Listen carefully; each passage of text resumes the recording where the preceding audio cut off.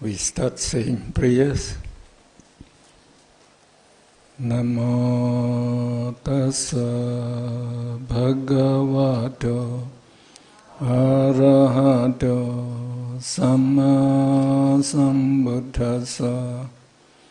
Namo tassa bhagavato arahato samma sambuddhassa. Namo tassa bhagavato arahato samma sambuddhassa. Buddham saranam gacchami, dhammam saranam gacchami, sangham saranam gacchami. Dudayambi buddham saranam gacchami, dudayambi dhammam saranam gacchami, dudayambi sangham saranam gacchami, tadayambi buddham saranam gacchami, tadayambi dhammam saranam gacchami, tadayambi sangham saranam gacchami. Panatipata veramani sikkhapadam samadhiyami. Adinadana veramani sikkhapadam samadhiyami. Kamesu meccacara veramani sikkhapadam samadhiyami. Musavada veramani sikkhapadam samadhiyami. Suramiraya majjapama dhatthana veramani sikkhapadam samadhiyami. Amabandi sadhu sadhu sadhu. Yesterday we discussed about the 7 essential mental factors. So, what are these 7 essential mental factors? Naku, can you put up chart number 2?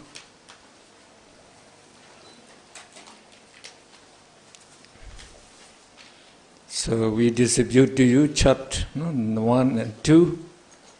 Oh, chart 1 and 2. So, in chart number 2, we described the mental factors. So, these are the Cetasikas. So, first we are discussing Anya Samana Cetasika, which are neutral mental factors. We subdivide it into 2 subgroups.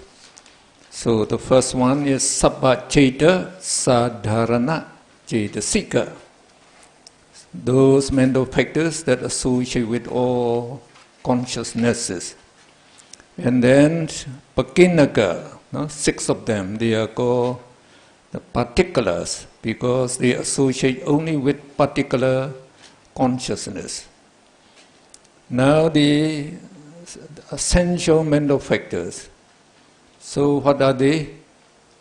So the way we try to remember is just you try to remember the first sound.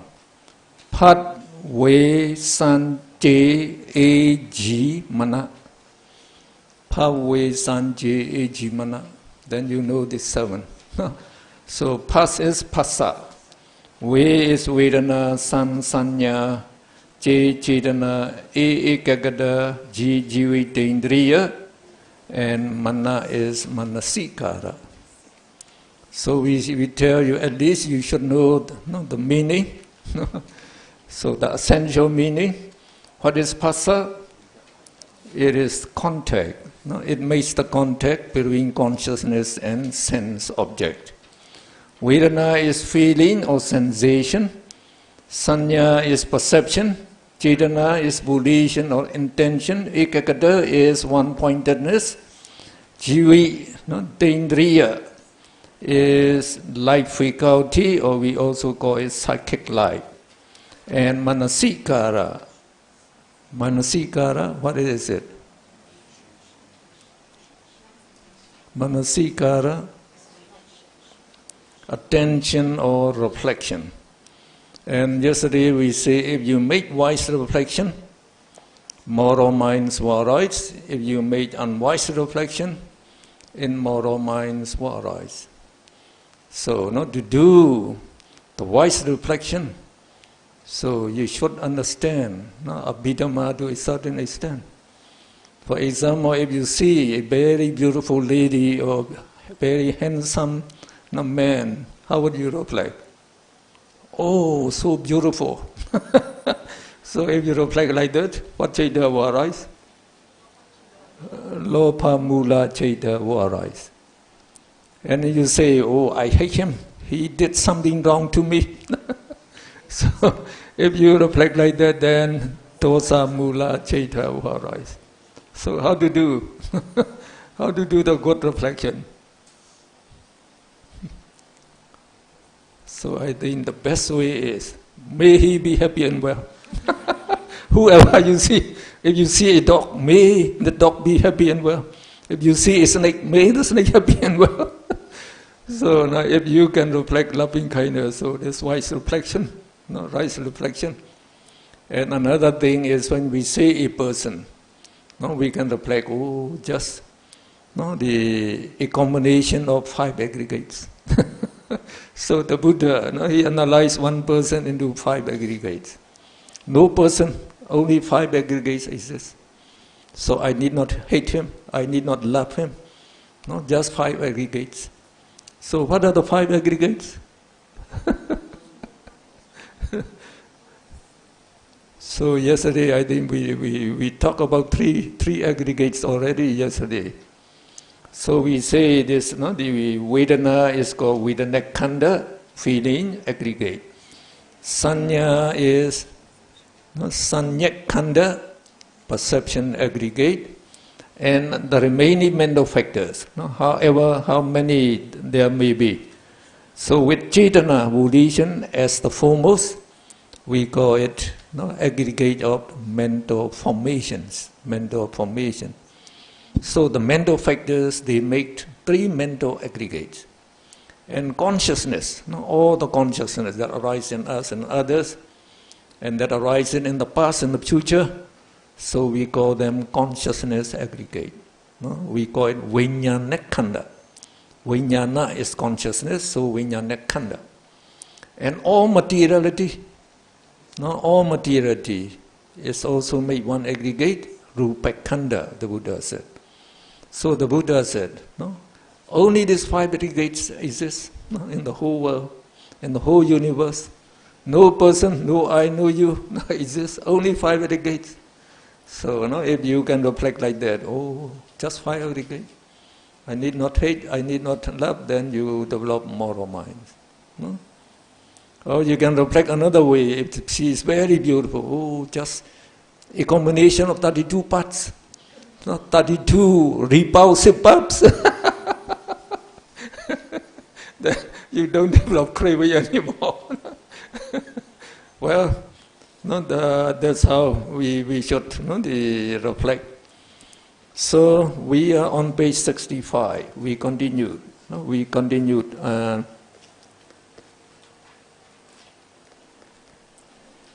So on page 65, we say these 7 essential mental factors, they assist the consciousness to be aware of each sense object.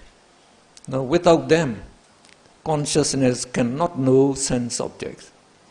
So for us to know sense objects are very important in life. So they assist. No? So how do they assist? So you can go to the next, no? the next page. Oh no, not there. Significance of sensual mental factors.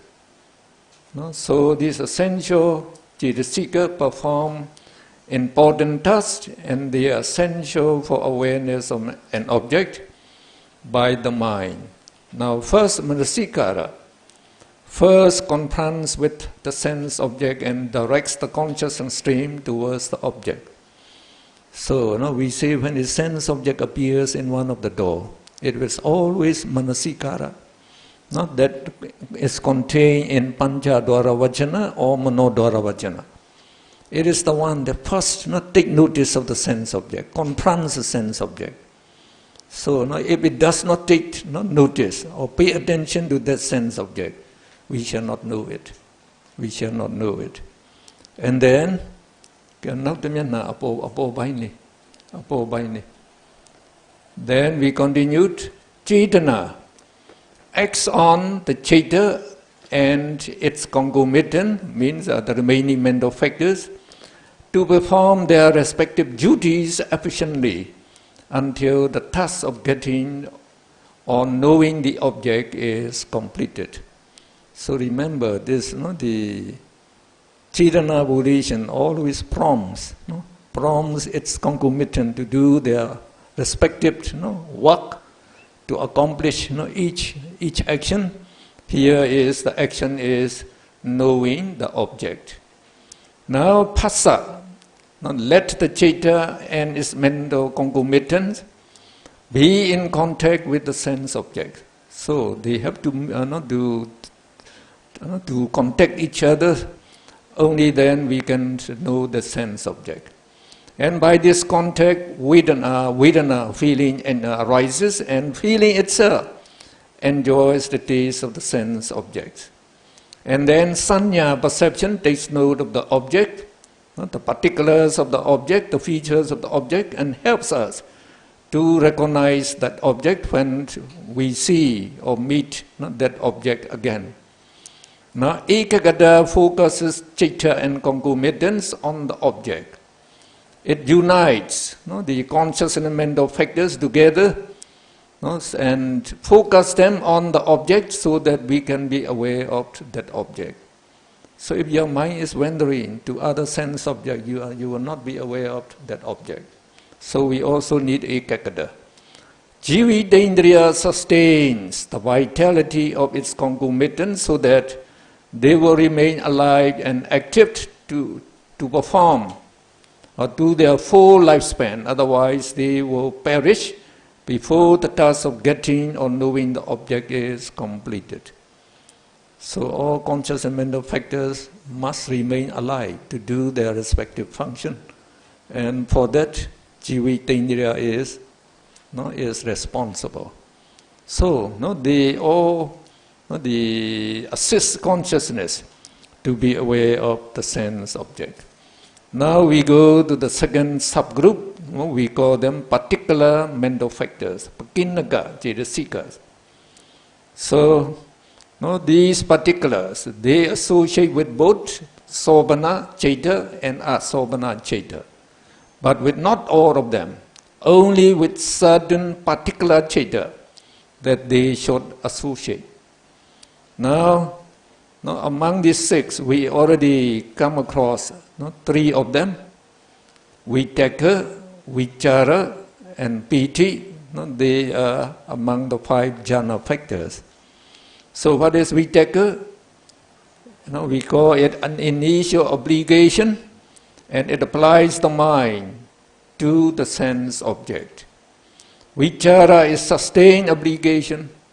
That means it keeps applying the mind on the object again and again by examining it.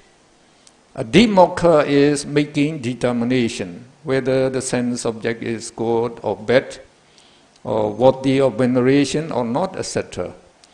Virya is the effort or energy or exertion.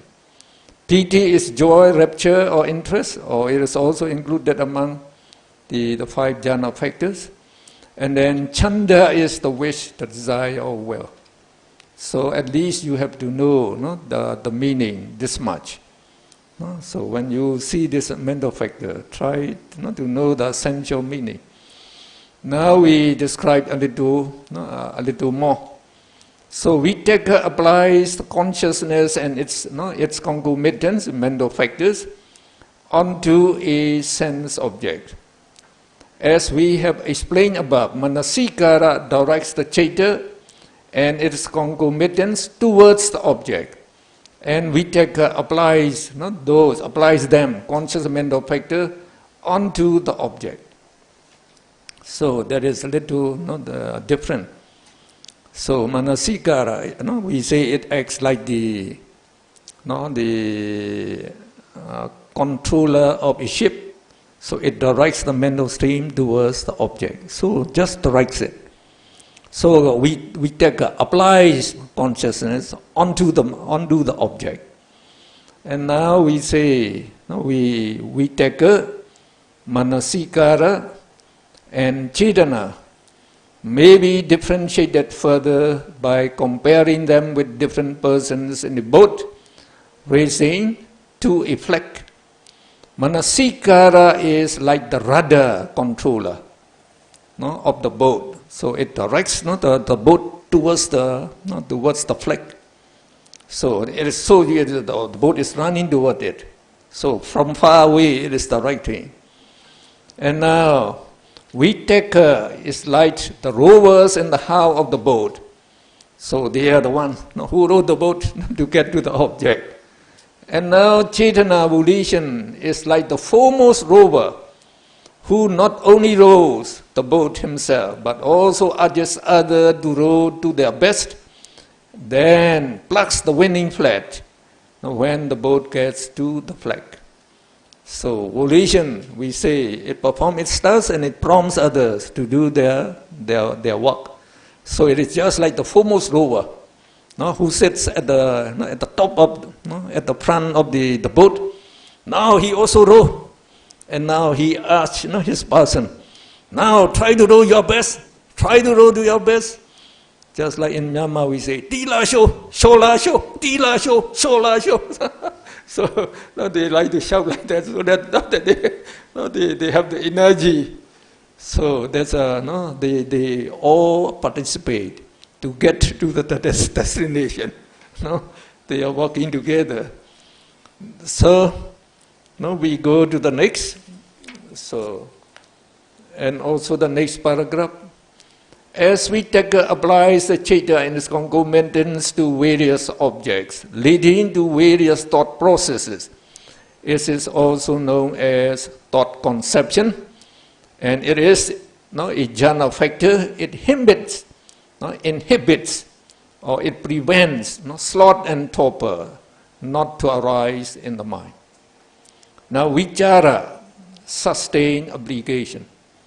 So it sustains the Citta and the concomitants on the object by letting them examine the object again and again.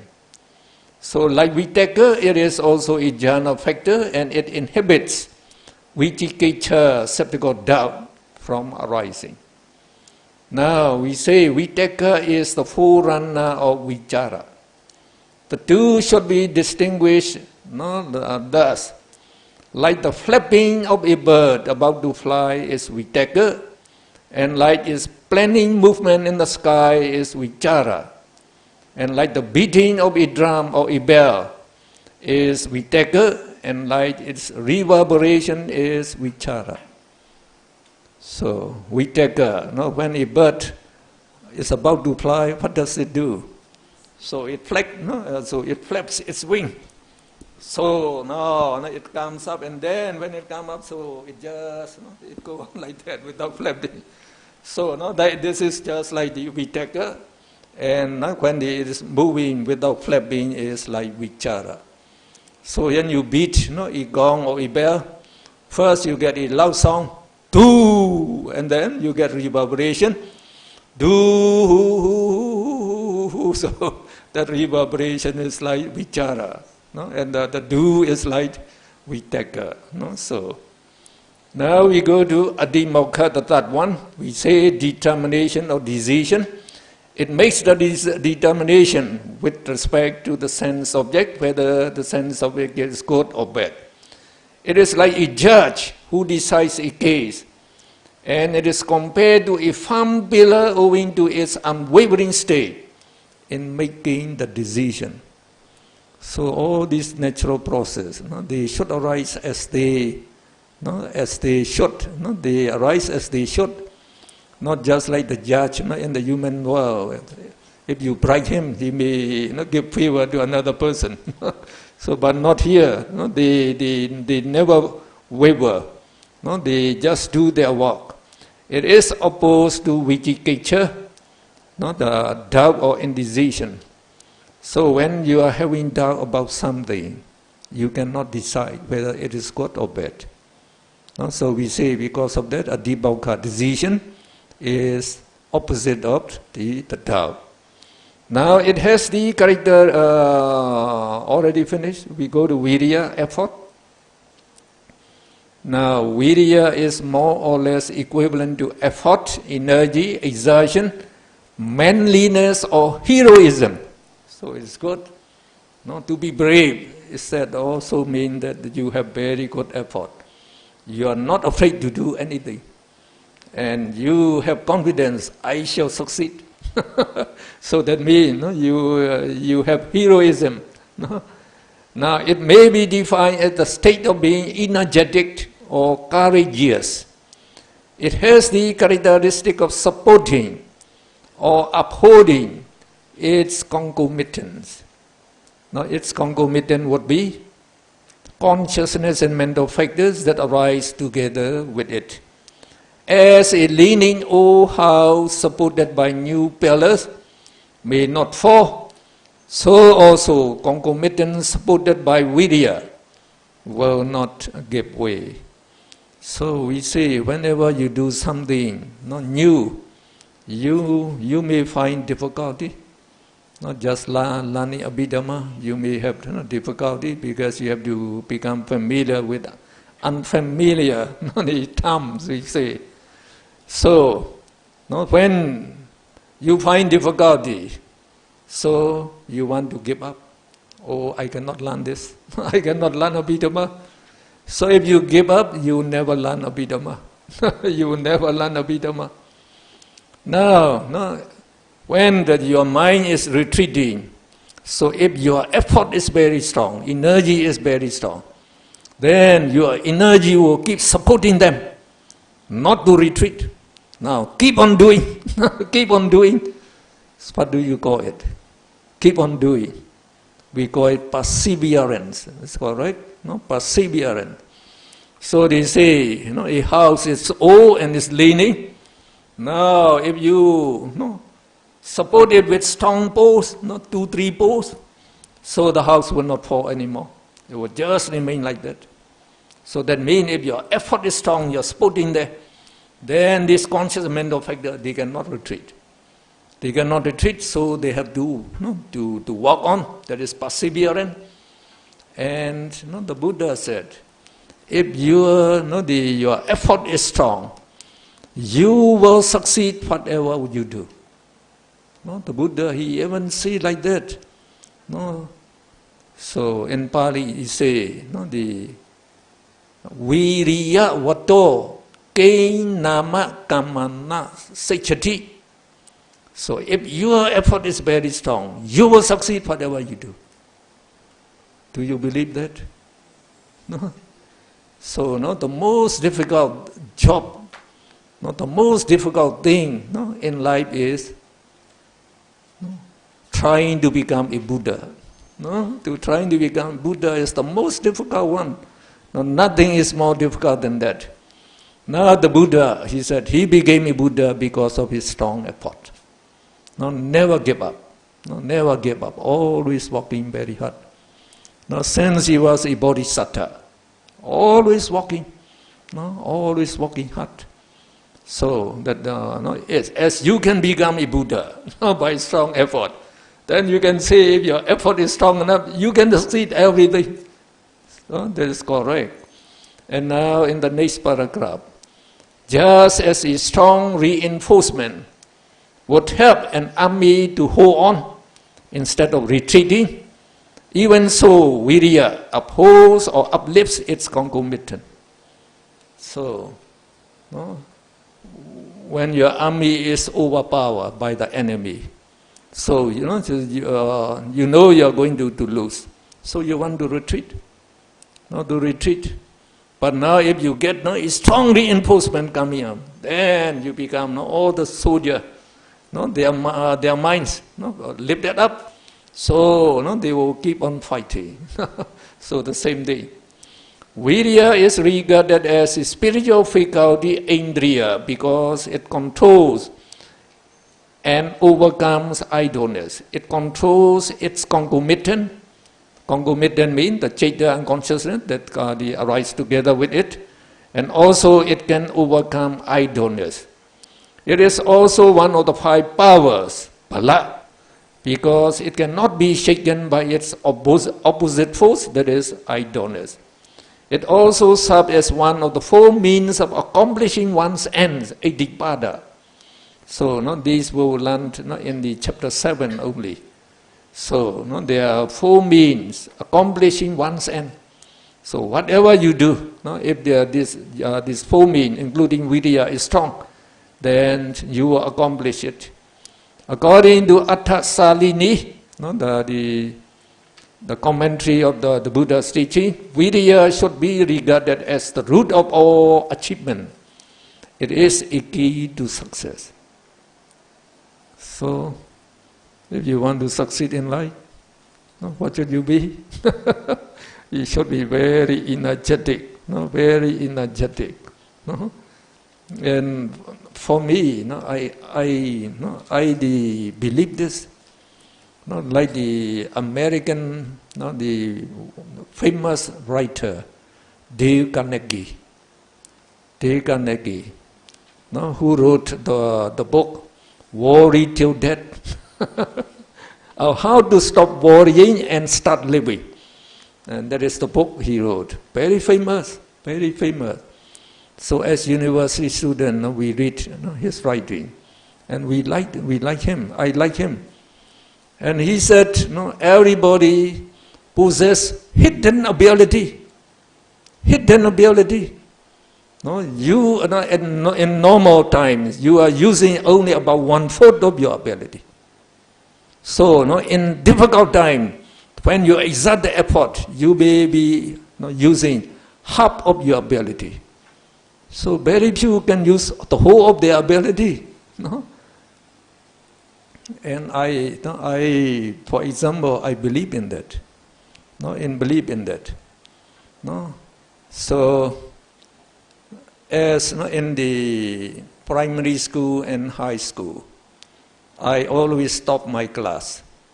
So when I got to the university, so I always aim to stop, to stand first in this class. So I try to reason. Well, there are many persons who are maybe brighter than me, more intelligent than me, and some they are as intelligent as I am.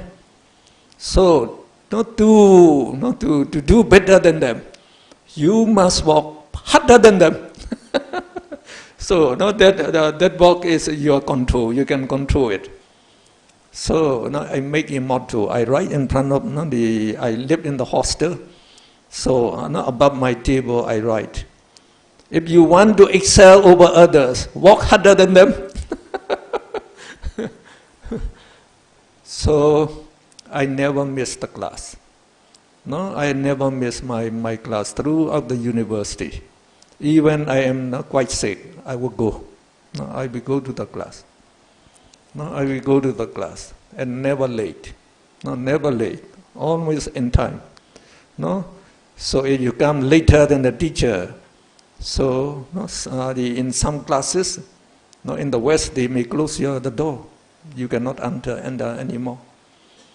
So like in Buddhism we say it is irrespect to the teacher, to come later than the teacher, to irrespect the teacher.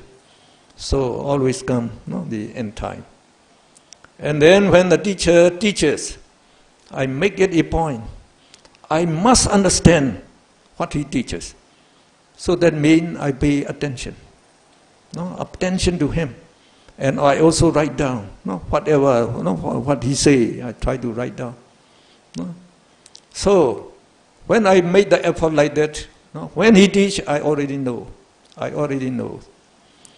But when I come home, so the walk while you walk, play while you play.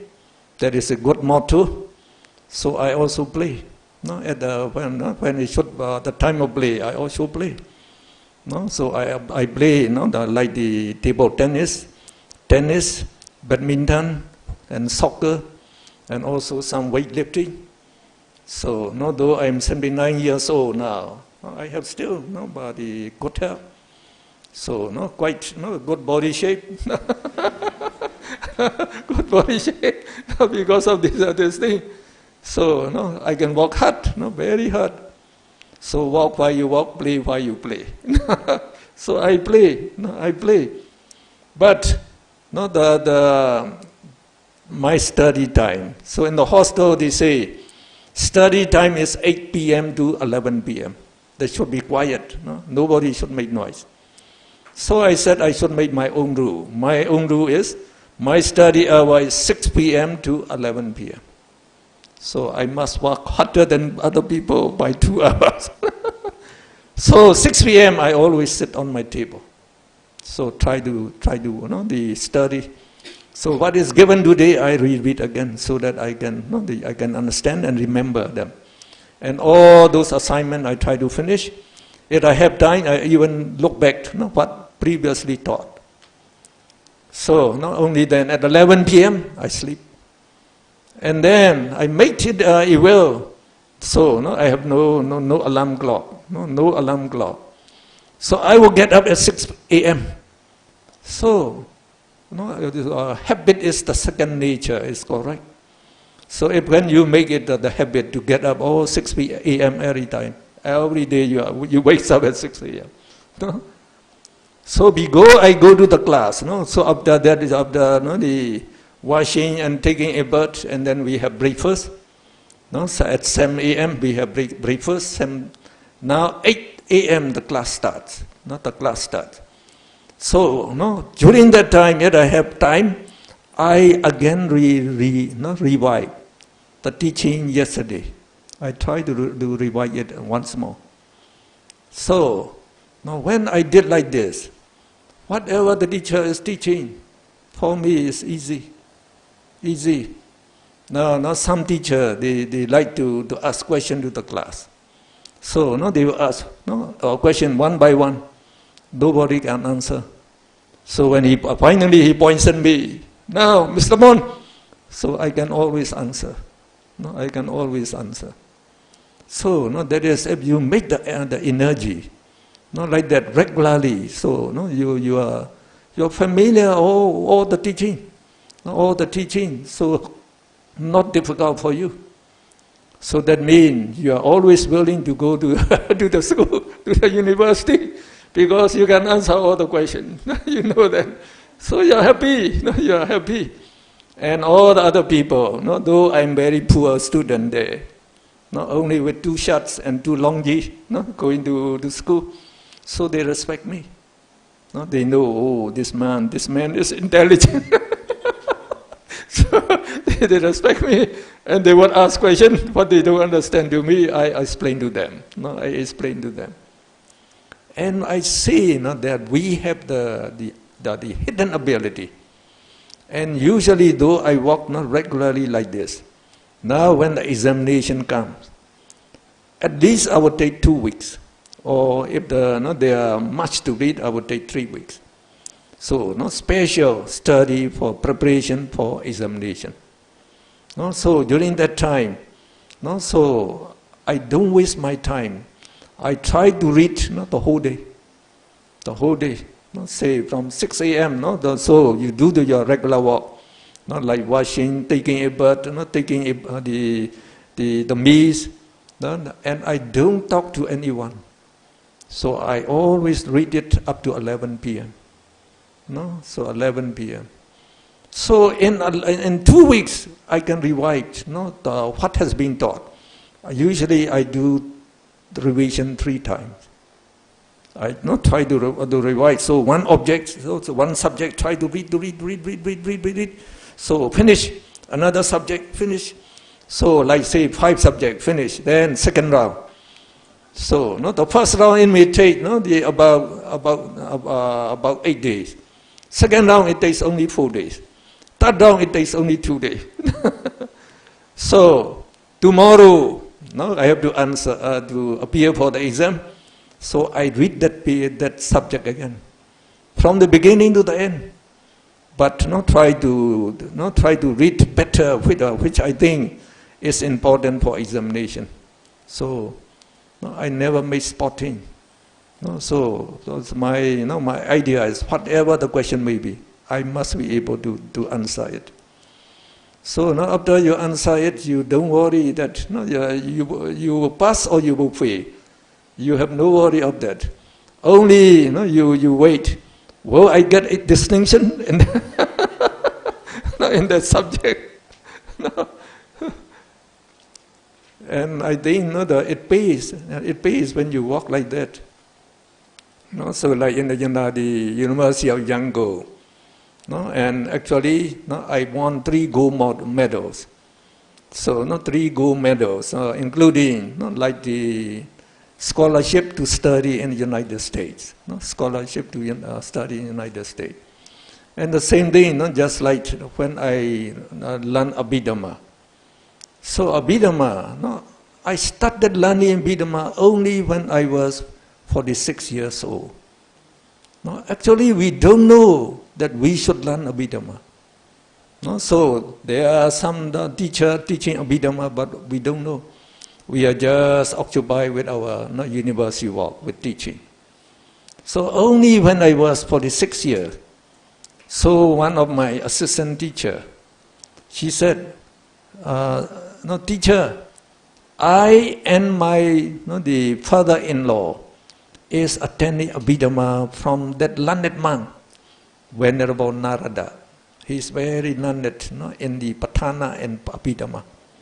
Well, I will follow you. So only then I try to attend. So, the place where the monk lived is very close to the Institute of Education, where I worked at that time. Very close, just on the other side of the road.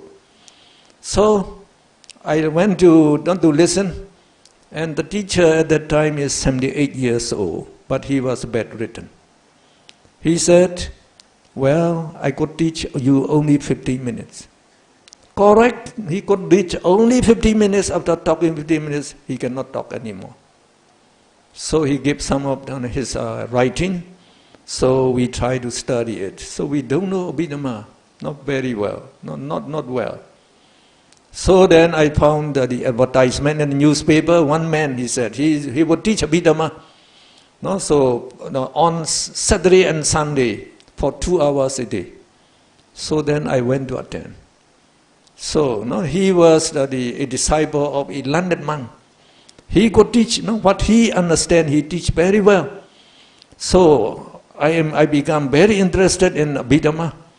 So when he persuaded, now you sit for examination. So we willingly we sign the application. But what he taught, so we have to write down what he write down on the board. So we have to copy. So that means in one day he could teach only a little. So even in 1 year, what he taught is only about 80 pages of the exercise book. Not that on my writing. I said, oh, Abhidhamma is very little. So I said, well, I will look over them when only the examination is near. And only when the examination is very near, just 2 weeks before the examination, I remember I have to appear for Abhidhamma examination. Now, I have to prepare for it. So I said, you are now a lecturer in the university. So if you fail, it's a shame. If you pass just ordinarily, it's a shame. You must stand first in the whole Myanmar. So it is held the countrywide for the whole Myanmar. So they put up this examination center in every town. So all the people, they are invited to appear for the examination. So I said, before I appear for the examination, I should prepare. So I should know at least what are the questions they ask for. So only then I went to the Ministry of the Religious Affairs. So asked for the one set of questions. So like Abhidhamma, we thought it is divided into 3 papers. 3 chapters, 1 paper. 3 chapters, 1 paper, altogether 9 chapters, 3 papers. So I get 3 question paper. So at night when I read the paper, the question, only then my head grows big, because I don't understand any word. I cannot answer any of them. So only then, what I learned Abhidhamma is not enough, not sufficient. So what to do? So only then I remember my student in the Institute of Education. So the previous year, so that student, she passed the BED examination, and she didn't work as a teacher. She became a nun. And then she studied Abhidhamma from several teachers. And when she appeared in the examination, she stood first in the whole Myanmar. So I tried to telephone her. Now I could not answer all these the Abhidhamma questions. What should I do? Then she said, "Didn't you know the prescribed book?" "No, I don't know. What book is described or prescribed?" "Well, it is not that book written by that venerable, the Sayadaw. So you should read that book. And if possible, you should also read the commentary on that book." So only then I try to get that book. And I have only 10 days. Only 10 days to read. And then I am still teaching in the university. So I can read only at night. Not only at night. So 10 days. So the book is quite thick, about twice the size of this book. So I start reading from the beginning. 10 days I have. So try to note the mark down what the important thing. So in 10 days, when I finish reading it, I understand Abhidhamma quite well. I was very happy. Abhidhamma is so amazing, so the profound, so good. So that means my saddha, saddha is faith and confidence in the Buddha, rise up. So even without appearing in the examination, I got a lot of merit already. So when I appear for the examination, so I can answer very well. So soon after the appear for the examination, so I have to go to Australia for 1 year. So to study special the latest advances in research techniques. So I went there. So not only after 3 months, I think they publish the name of the student who passed. So only then I got the message from home. Yes, the daddy, you stood first in the whole Myanmar. So that is hidden ability is there. Otherwise you don't know. Even you are studying for a long time, you don't understand. But when you make a strong effort, in 10 days you know very well. You know very well. You can remember them and you can answer them. So to stand first, not just ordinary memorization, you cannot stand first. You have to use the wisdom. How I can remember this? How should I remember this? So when I am teaching you, I am giving you the indication. No, like about those 8 lopa mula chita. We say you have to know only the first one. After you know the first one, you just change this, and you know all the 8 things. So in that thing, you can remember easily. No? Okay.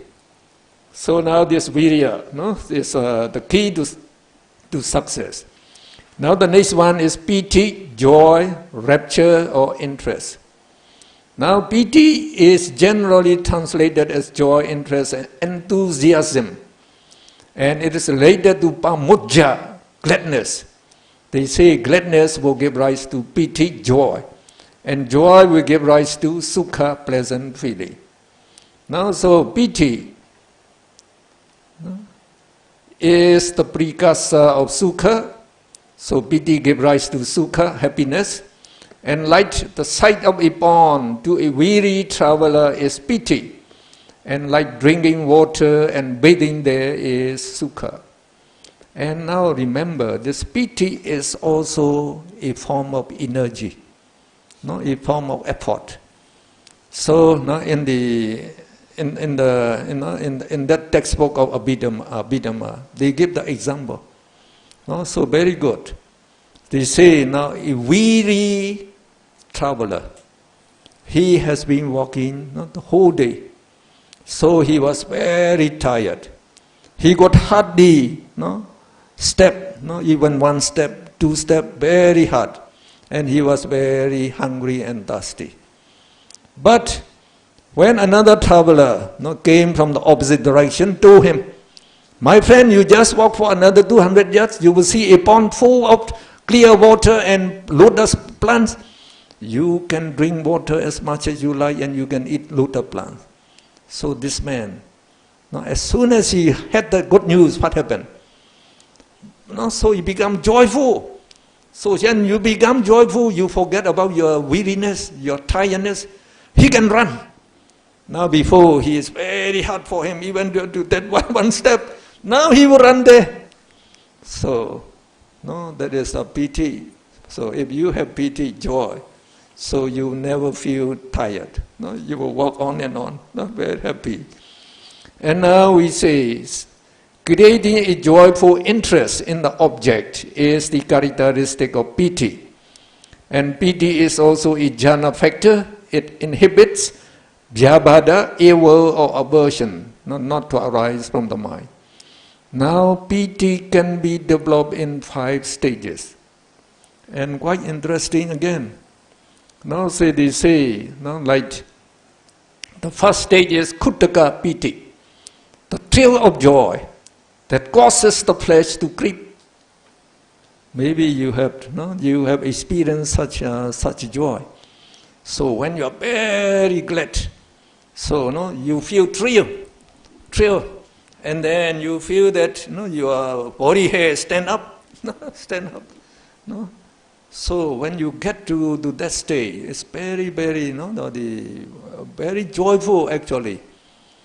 So again, when I meditated first, in the Mahasi Center, that is in 1978. 1978, 22 plus 12, 34 years ago. So after about 1 week, I got this thrill. So when I walk from my place where I stay to the meditation hall, so even while you're walking, I get this thrill. Very often, while you're walking, so the thrill comes up. So at that time I don't know. Only when I study Abhidhamma, so I know, it is kuttaka piti, the thrill of joy. Now the second stage, khanika piti, is instantaneous joy, like the flash of lightning. And after about 2 days, so while I walk into the meditation hall, I get longer thrill. So it seemed like the electricity flowing from head to toe. Oh, very nice. So again, later I know that it is the khanika piti. Now the third stage is aukantika piti. So O is all. Okay, we say out. Aukantika piti. the flood of joy, like the breakers on a seashore. So that means while you're sitting for meditation, your body is lifted up, and then it falls down, lifted up and falls down. So not only other meditators, they also have the similar experience. So when they get that, they said, now I'm riding a boat on the tides, riding a boat on the tides. When the tide rolls on, your boat is lifted up. When the tide recede, you fall down. So you get that feeling. Very nice. So and then after 2-3 days again, so Ubbega Piti, uplifting joy, which may lift one to float in the air. So Piti is very strong. It can even lift you. So I remember the day, so 6 a.m. about that, so I started meditation. As soon as I sit and try to be aware of the meditation subject, it seemed that all my flesh, they disintegrate. The body disappeared. And I felt I was lifted up, high to the sky, floating among the clouds. Very nice sensation. So when you get that, up to that state, so now after 1 hour we take a break, we take a break, and then another 1 hour you meditate again. So when you sit again, as soon as you sit, you go up again. Every time you sit, it goes up. So it's very nice. Just like you are riding the aeroplane in the first time, when the plane is taking off, so you get, the good sensation. So you have the similar sensation. So this is called Ubbega Piti. So, and again, for some people, they are actually lifted up. So like in Visuddhimagga describe about a monk. So on the full moon day, he came down to his monastery, and there's a pagoda there. So to pay homage in this pagoda, so it was the full moon, very bright. Then while he is paying homage to the pagoda, he has the wish to pay homage to the great pagoda in Sri Lanka. They call it Mahachetiya.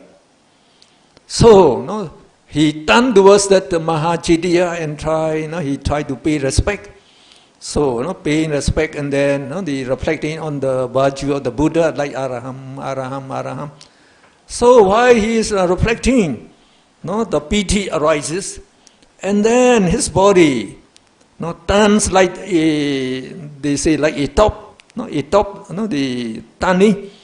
Tani he is lifted up, and he flew in the air, and then get down in the Mahachetiya, Padi Pagoda.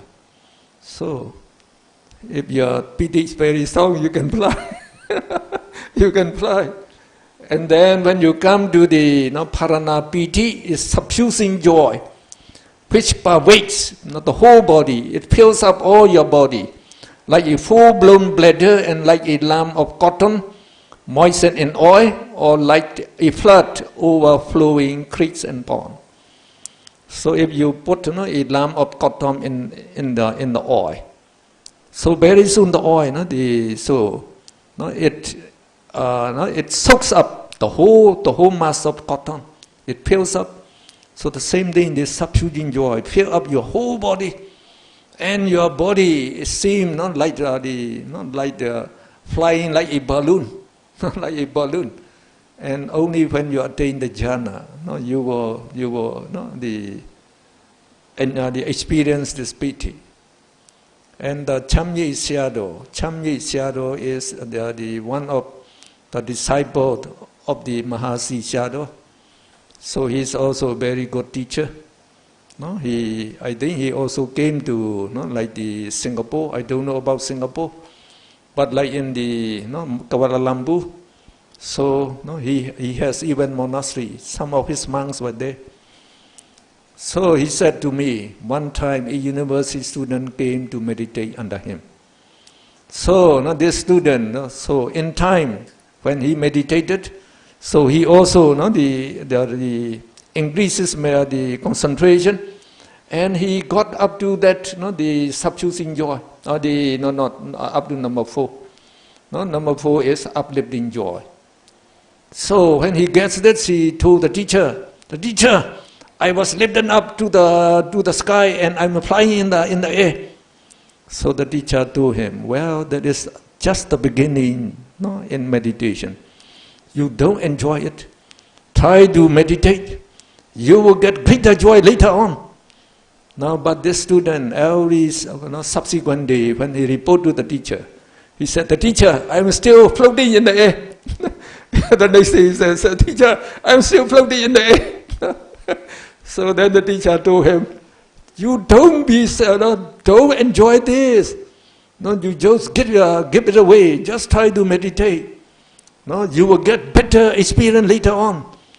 So he told the teacher, I'm already satisfied with this. I'm already satisfied, he said.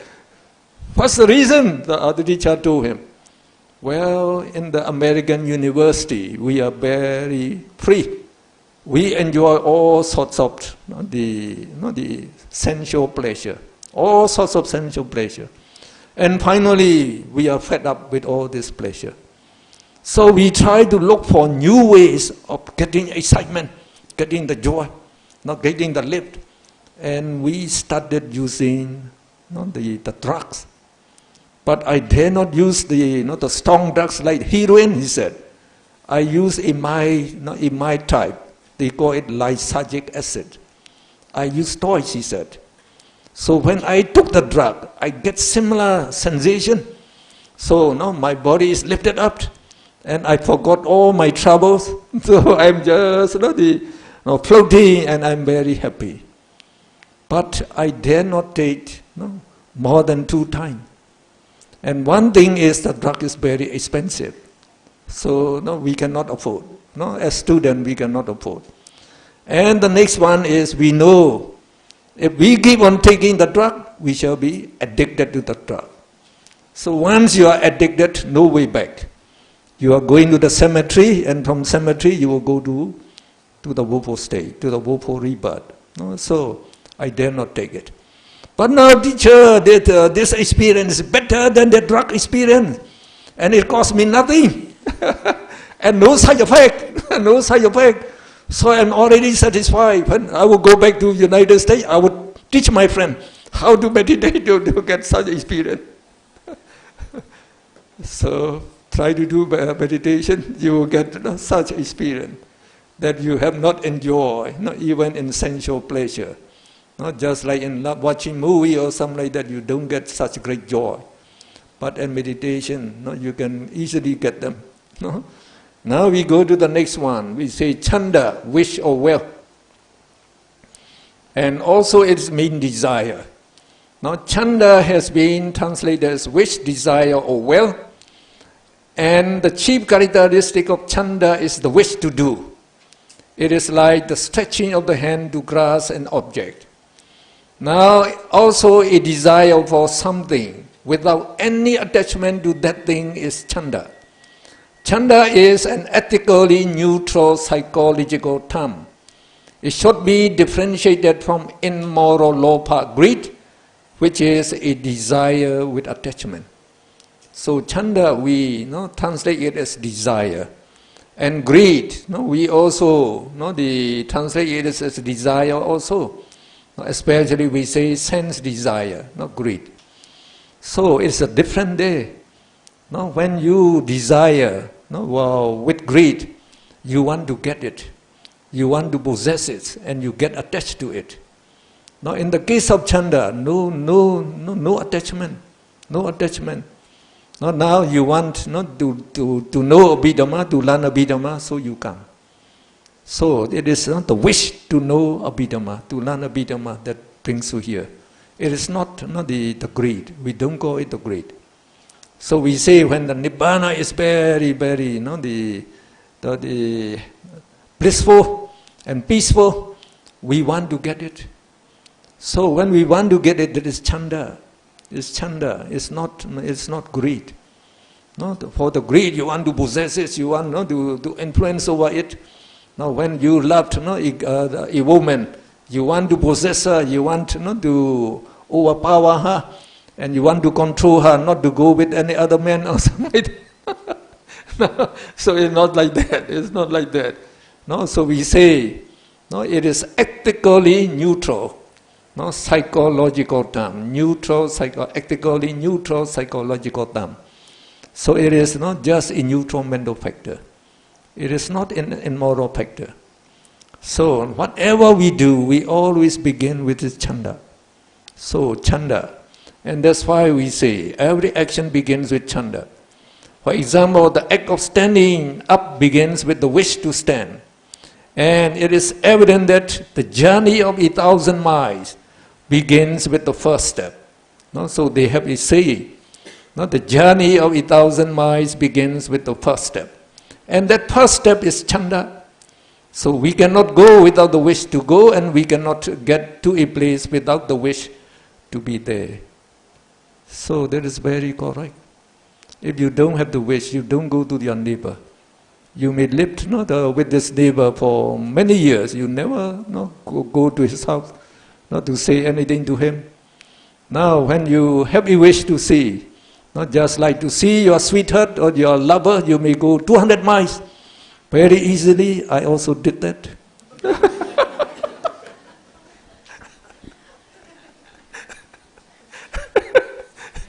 So, when you have chanda,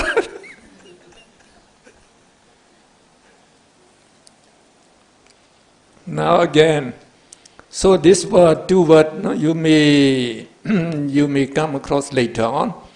We say kama chanda, sense desire. So when we say that when we talk about the five hindrances, that always they control our mind, they influence our mind, not to develop moral mind. So this kama chanda is the first one. Sensuous desire. It just means the chanda is desire, and kama is sensuous desire. It just means lopa. And this chanda raga we call lustful desire, and it is also strong lust. It means the strong lust. They just mean the greed, not the chanda. Now when intensified, the chanda becomes will and leads to success, as we have the saying, there is a way if there is a will. So like virya, chanda is also included among the four means of accomplishing one's end. Now we call iddhipada. So it is also a key to success. So if your wish to learn Abhidhamma is very strong, so you will succeed. You will succeed. Just like psychologists say, if you truly wish to become rich, you will become rich, they say. If you just believe that you will be just poor the whole of your life, you will be a poor man. So this is the power of the mind. So the power of the mind includes the power of chanda, the will. The chanda, the will.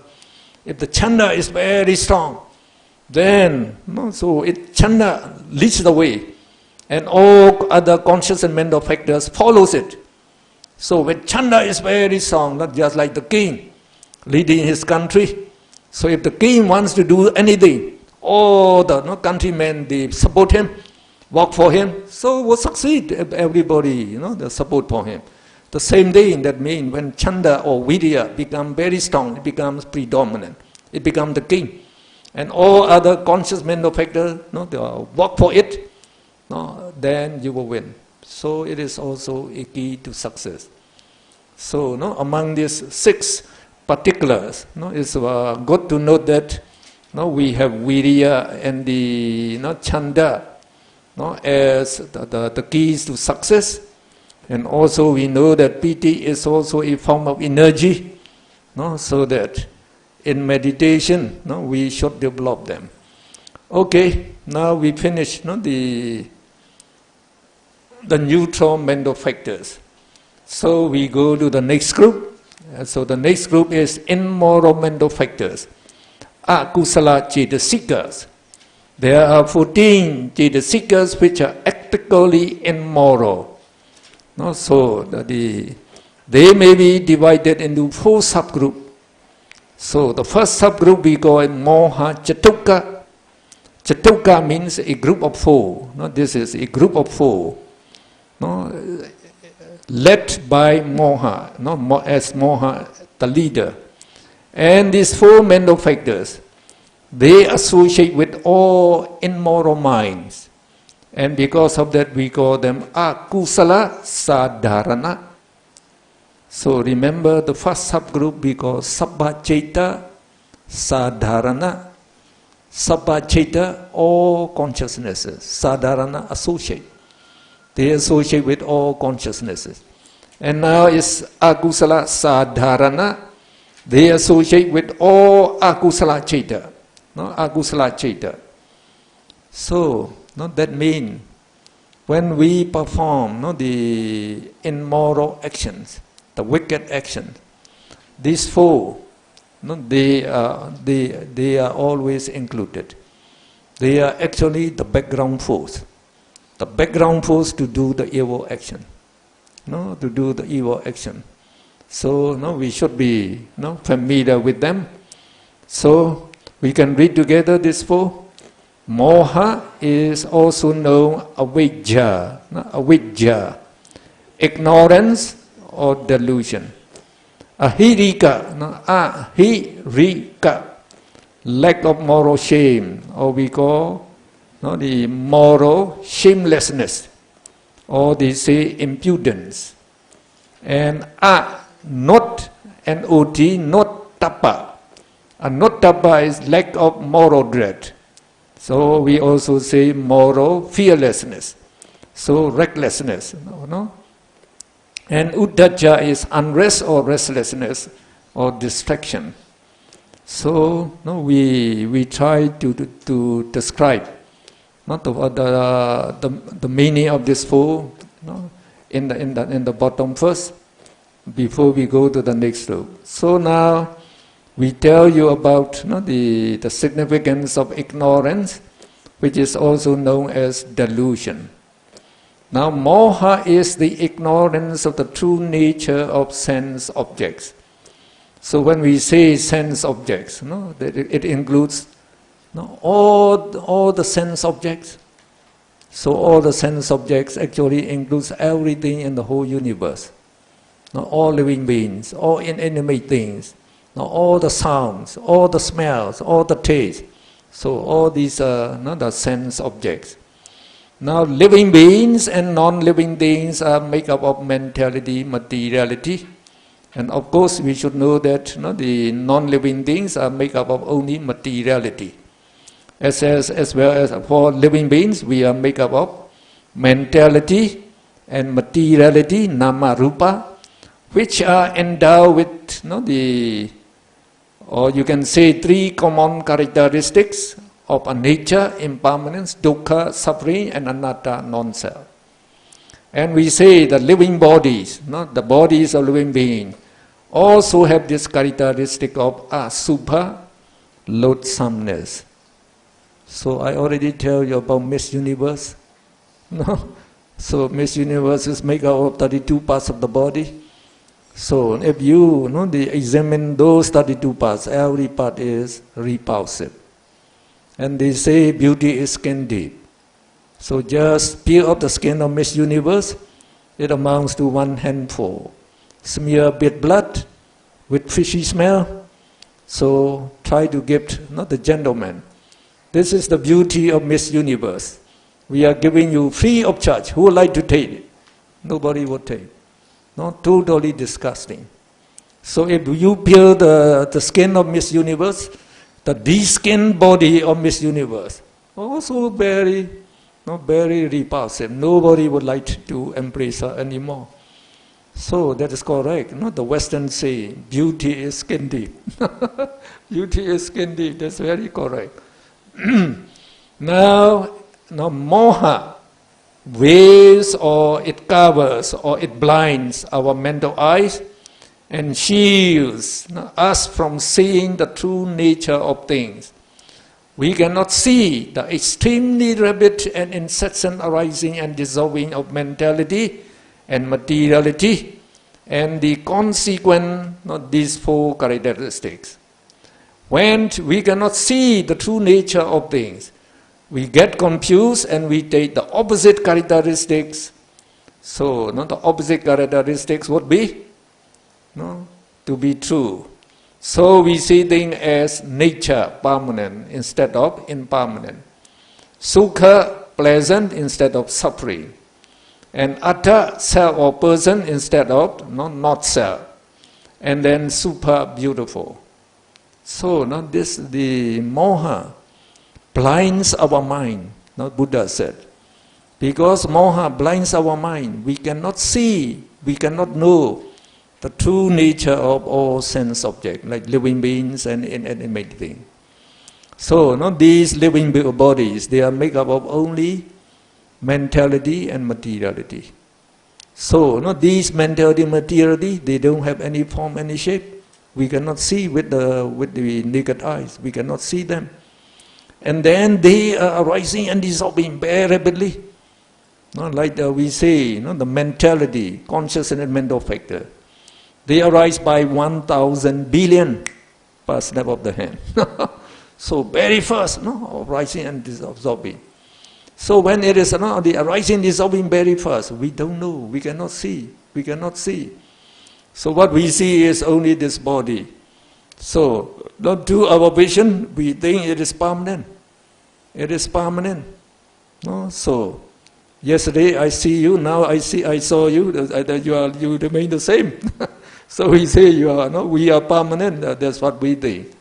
So according to our sense perception, we just take it to be permanent, and also to be pleasant, and to be self and person, and to be beautiful. So because of this ignorance or delusion, now the greed becomes very active. Greed. It desires to get beautiful sense object.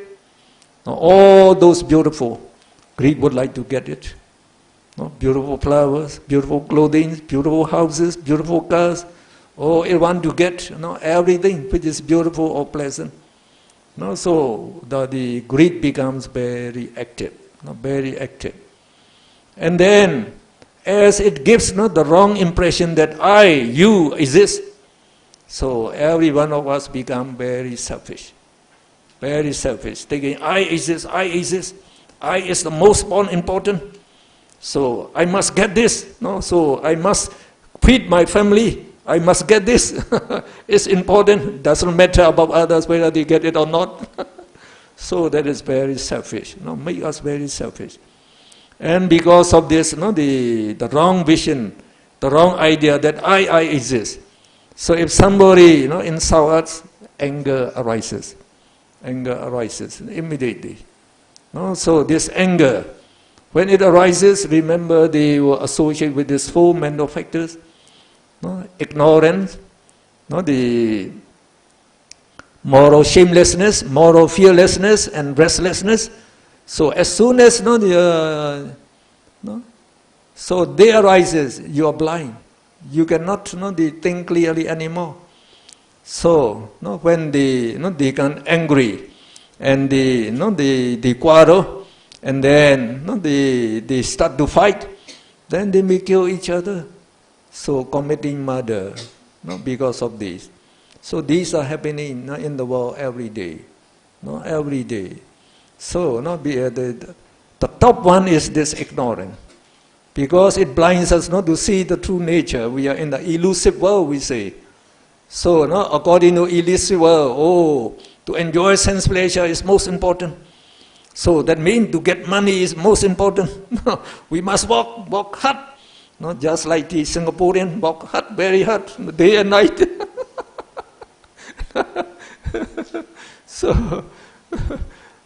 So actually we are influenced by these. And we don't know that. We don't know that. So we are very happy to get much money. When we get much money, we are very happy. So we are happy actually because greed is temporarily not satisfied. But greed will creep for some more, some more. So you cannot stop. You have to keep on walking. No? So okay. So we say moha is the leader, not the. On account of this wrong vision of moha, a chain of undesirable consequences, including sufferings and misery, arise in the whole world. And immoral actions and the suffering arise in the whole world. So we say moha is like the director of a movie film. It directs everything, but we are not aware of it, as we cannot see the director on the movie screen. It is indeed the primary root of all evil actions and all suffering in the whole world. So it is just like the director of a movie film. So when we watch the movie, we can see only actors, actresses, and other participants, not the director. But we say, oh, the movie is very good, the actor, the actress is very good. But actually, the director is directing them not to act like that. So we should actually admire the director. So if they don't behave well, act well, then we should blame the director. So the director is to be blamed. The director creates this movie actually. So the same thing, it is the ignorance that creates all these evil actions and suffering. And moha is regarded as the leader of all immoral mental factors. And moha and its three compatriots, that we call ahirika, anuttapa, uddhacca, associate with all immoral consciousness, so they are known as akusala sadharana. Now because moha is opposed to knowledge and wisdom, insight is insight knowledge, the intuitive knowledge and wisdom. It is known as avidya. Avidya means darkness. So we are in darkness because of this moha. And moha blinds our knowledge with regard to karma in result. And we don't know karma in result operating on us. And then we don't know there are past existence. And we don't know the future existence. And we don't know the full noble truth. So, with respect to moha, we should know this much. It's good to know this much. So remember, whether you know it or not, we all are under the influence of the ignorance. It is we are just seeing, we are seeing, hearing, only as blinded by ignorance. We are just in the elusive world. We say, thinking all sense pleasures are very, the beautiful and desirable. So we are acting, to enjoy sense pleasure. So we think that, that is the real happiness in life. But it is not the real happiness. Just like that American student I just told you. He said he is free to enjoy all sorts of sensual pleasure in the university, he said. So very soon become fed up. Very fed up. So remember the saying, drink for a day's joy. So, if you want to get joy for one day, drink, the alcoholic drinks, the beer, the whiskey with your friend. You'll be happy only for one day. If you drink too much, the next day you are having hanging headache. You cannot get up, you cannot go to work. Just like a sick chicken. So you are not happy anymore. And they say, marry for 1 month's pleasure. Not real happiness, it's just pleasure. 1 month's pleasure. And then they say, planetary for a lifetime happiness. They say, even if you plant a tree, just keep watching the tree growing.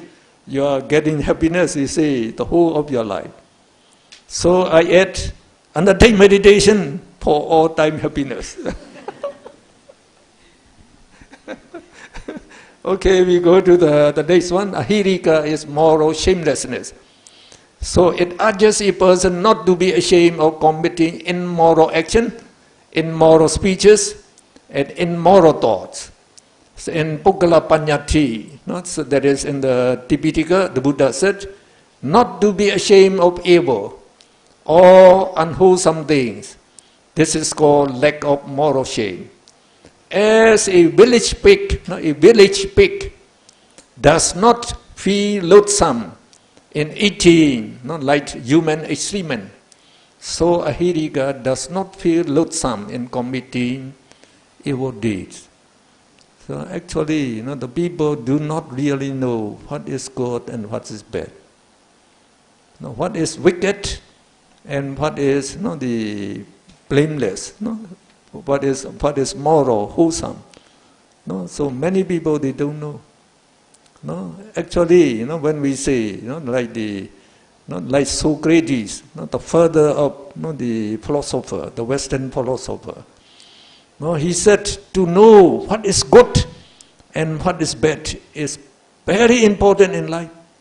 It is my objective in life to know what is good and what is bad. And I believe when I know what is good and what is bad, then nobody will turn his back towards the bad things and to want the good things and do the bad things. They are doing the bad thing because they are thinking for them it's good. It's good for them. Like pickpocketing in the bus. Just like if you go to Kuala Lumpur, they will pickpocket you. Even in Yangon, they will pickpocket you. So for them, they don't walk. They say they don't need to walk. Just try riding the buses. So when the bus is crowded, so just try to pick. So they know how to pickpocket very, very cleverly. So they think it is a good job for them. So not just like stealing, dropping. So they say, they get the money very easily.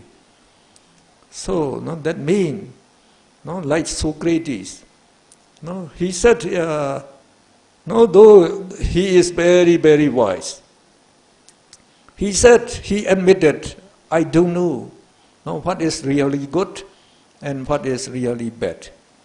So at his time, in Greece at his time, so his compatriots, they call them the sophists. They call them the sophists. The sophists, they are actually the tutor that teaches the rich man's sons. So they give the tutor, the training, the teaching to the rich man's son.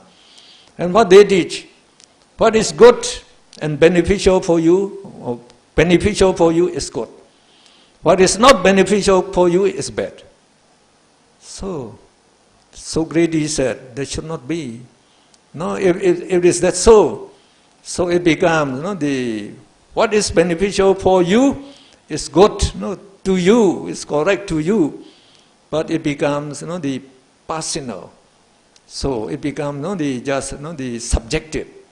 So, the truth should be objective. It should be true always for every person.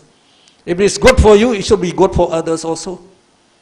So if like you cheat others, you steal other people's property, it's good for you, but it's not good for them. It's not for them. So actually they don't know what is really good and what is really bad. So what they think is just like those sophists say. What is beneficial for you is good. That's what you think. So when they say, thou shalt not kill, in the Testament they say, thou shalt not kill. So they mean only not to kill your countrymen. But in case of the enemy, you should kill the enemies. You should kill the enemies. And you can kill the animals as much as you like. They say the animals are created for your use, for your food. So, it is not like the teaching of the Buddha. Like in the case of the Buddha, when the Buddha say, you should abstain from killing any living being. Not only your countrymen. So even the enemies, if possible, you don't kill them. And then the animals, they also have the right to live. So what he said, every living being, including the animals, so they love themselves most. As you love yourself most, every living being loves itself most. and it wants to live on.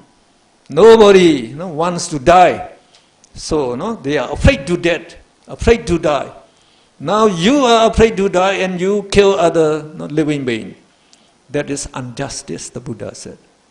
And because of this injustice, when you die, you will be born in a woeful state. So, so the people, they don't know what will happen in the future.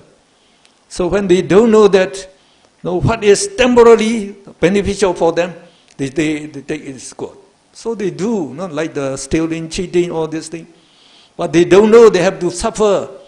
So if they like steals for one day, say they steal $1,000, and they may have to suffer in the woeful state for many, many existences.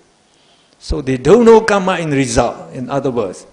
According to the karma, when you steal some people's body, at that time, greed, rooted consciousness rise by billions. So you have billions of bad karma.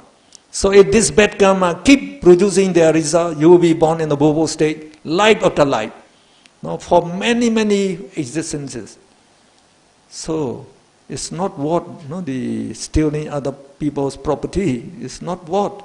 So when the Buddha, he knew the past, the present, the future, and everything in detail. So he say, don't kill any living being. So okay. Now this Anuttapa, we can understand when we do not understand the karma in the result. So, and they don't know what is good and what is bad for them.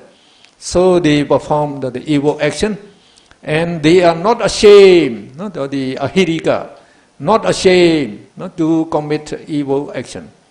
Now they are just like a village pig. That's very good. Like the village, for us, like the human experiment is totally disgusting. But for the pigs, it's very tasty. Very tasty. So the same thing, for us, like like stealing, killing, is very, very dreadful and very disgusting. But for the bad people, for them it is very, very enjoyable, even to steal and even to kill. Now Anuttapa is not afraid of committing immoral actions, speeches and thoughts. Again in Pukkala Panyati, the Buddha stated not to dread what one should dread, not to be afraid of evil, unwholesome things. This is called lack of moral dread. Now Anuttapa is compared to a moth that is sink by fire. Very good example. Now the moth, being unaware of the consequences, that it will get burned. It will get burned. It will plunge into the fire. It will get burned. It does not know that. Seeing the fire to be very bright and attractive, so they the moths, if I get into the fire, I shall be very joyful and blissful. So they plunge into the fire and get burned and they die. So the same day, these people, when they don't know the consequences of these bad deeds, so they did these bad deeds very, very happily. And they don't know they have to suffer in hell for many, many existences. So now another one is Uddhacca, restlessness. It makes the mind to be restless and fluttering, just like the flag fluttering in the wind, or the disturbed state of a heap of ashes when hit with a stone. So that is a good example. You have a heap of ashes. Now if you just throw a stone into that, what happened? So all these ashes, they flew in various directions. So the same thing in restless and make your mind wavering, fluttering, and restless. Restless. So when you are restless, you cannot pay attention. So we say, if you are restless when I am teaching, then you don't understand anything. So when you are restless, when you read, you don't understand anything. So when you do something, so you will have many mistakes in your work. And you cannot think properly when your mind is restless. Cannot think properly. And that's why we say this four. When that they overwhelm your mind, so the ignorance blinds your mind. So your mind becomes dark. You don't know what is good and bad. And hirika, so pashe you do the evil deed. So they think it's a good deed. Do it. Don't be ashamed. And then anotaba also pashe you do it. Don't be afraid. Don't be scared. So they don't know the consequences. And then the restlessness, uddaja, makes your mind restless. So you cannot think properly, so you do the bad things again and again. Okay, now we go to the next group. So we have to go back. The sozoga piantwa. Okay, here. No, the second group. So we finish the first group. The second group is lobha 3, pa-pancha dhamma. So lobha 3 means 3. 3 mental factors with lobha as the leader. So lobha is also known as raga. Lobha we usually translate it as greed. And raga, we usually translate it as lust. And then tanha as craving. Craving.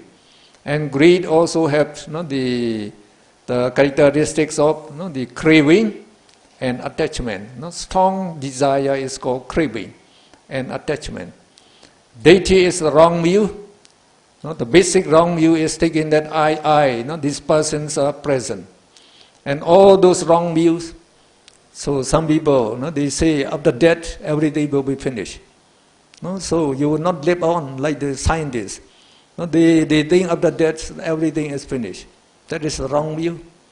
And then like the other, the religion, they say, oh, you have to wait in your tomb till Judgment Day, so that the soul will live on. They say. So according to teaching of Buddha, these are all the wrong view. So, and some people say, don't perform the meritorious deed. Don't donate anything, just like that. The Brahmin Todiya say, don't donate. If you donate, $1, you lost $1. You don't get any benefit by donating. So as they don't see the benefit, they think that just giving away. So that is the wrong view. Now mana is conceit or pride. And this mana is also based on that, on believing that I exist. So, when I exist, when you think that, and you are also proud of yourself, and you think you know everything. You don't teach me. I know everything. I can do better. So that is the pride. Okay, we try to. These 3 are known as pa-pancha dhamma, because they extend the round of rebirth. Because of these 3, the Buddha said, you are born again and again. You are born again and again. So because of that, they are called pa-pancha dhamma. Through your debate, so after uddaja, now we come to lobha. Lobha. So, and normally we translate lobha as greed, craving, and attachment. Lobha is a strong desire for sensuous objects and also for jhana happiness. It will never give up the intrinsic nature of desiring, however much one may possess. Even the whole world on earth cannot be satisfied the desire of lobha. It is always on the lookout for something new. Thus, we cannot be truly happy if we cannot eliminate this lobha. Now, we see this lobha, greed, has the characteristic of craving. So it craves for mainly the sense object. When we say sense object, it includes everything there in the sense object. Beautiful clothing, so beautiful ornaments, beautiful houses, and the good food, and then the enjoyment, happiness, the association with friends, So, and then having a good walk, so getting money in walking. So, all these are the craving. So, this craving, as soon as one craving is desire, it is satisfied, this greed is satisfied only momentary. Very soon it will desire for another thing. Another thing. Just like the children, when they are playing with toys and dolls, you give them a new toy. Oh, the child is very happy playing with the new toy. But after some time it throws away this new one. So it is fed up again. So it may be playing just with the old one, with the old one again. So if you give another new one, so it will be happy for it sometime. And the same thing, this craving in us. So it can be only momentary, gratified or satisfied. When you get one thing, so many desires arises again. So as the desires can never be gratified, so that means you are always suffering. The Buddha said, when you don't get what you desire is suffering. So that means you are desiring, so always desiring. So that means you are always suffering. You are always suffering. Now this craving is trying to crave. So the more it gets, we say the more it wants. Just like drinking salty sea water. If you drink sea water, you become more and more thirsty. The same thing with the craving. And unless you can suppress your greed, so it will want more and more. If you get 1 million, it wants 1 billion. If you get 1 billion, it will want 10 billion. So, how much is enough? It's a very good question. How much is enough? Who can answer it? How much is enough? So the Buddha said, the whole world on earth cannot satisfy one man's greed. And Mahatma Gandhi, the Indian independence leader, he is a Hindu, but they also believe in Buddhism. So he also said, the world, our world, has enough for everyone's need, but not enough for one man's greed. Very beautiful. So I used to tell the story of Leo Tolstoy, the Russian writer, novelist, in writing War and Peace. So we have to learn his writing when we were in the 9th grade. So one story we have to learn is how much land does a man need? So they say, in Russia, there is a very, the big landowner. He possesses a lot of land. Now he announced, anyone, just bring 1,000 rubles. Now give me 1,000 rubles. Now you start walking from sunrise till sunset. All the land that you can cover will be yours. So one man, he tried to collect money, and then when he got 1,000 rubles, he gave. Now here's the money. Now I start walking.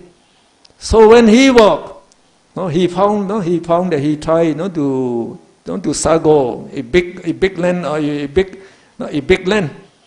So when he saw, this land is very fertile, I should take it. So he tried to cover it. This land is more fertile, I should try to take it. So when it was already afternoon, so it is say about 2 p.m. He didn't return yet.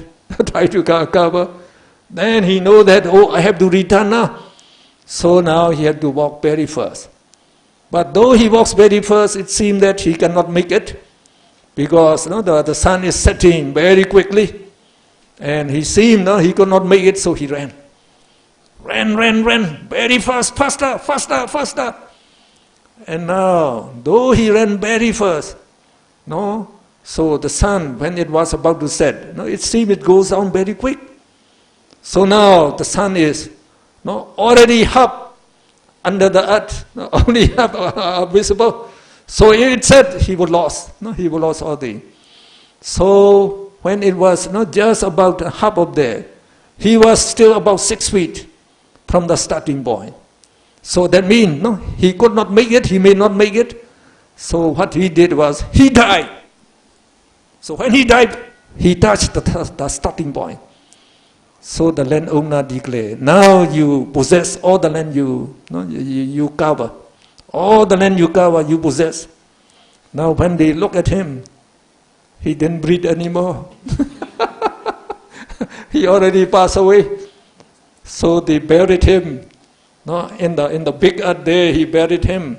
No, on the earth, 6 feet by 2 feet. So he said, how much land does a man need? 6 feet by 2 feet. That's very good.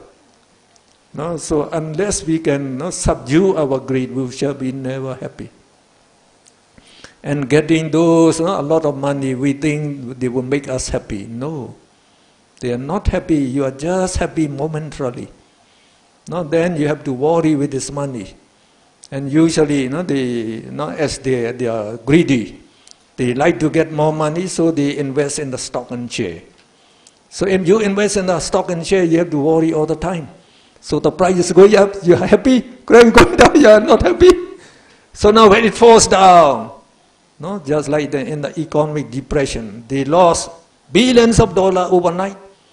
So when you are attached to this money, when you lost them, you get great pain, great pain. So the strong dosa mula arises with the painful mental feeling. So they cannot bear the pain anymore. So they committed suicide. So they say many billionaires committed suicide during economic depression. So don't think that if we get much money we shall be very happy. It's not correct. Try to meditate. That's real happiness.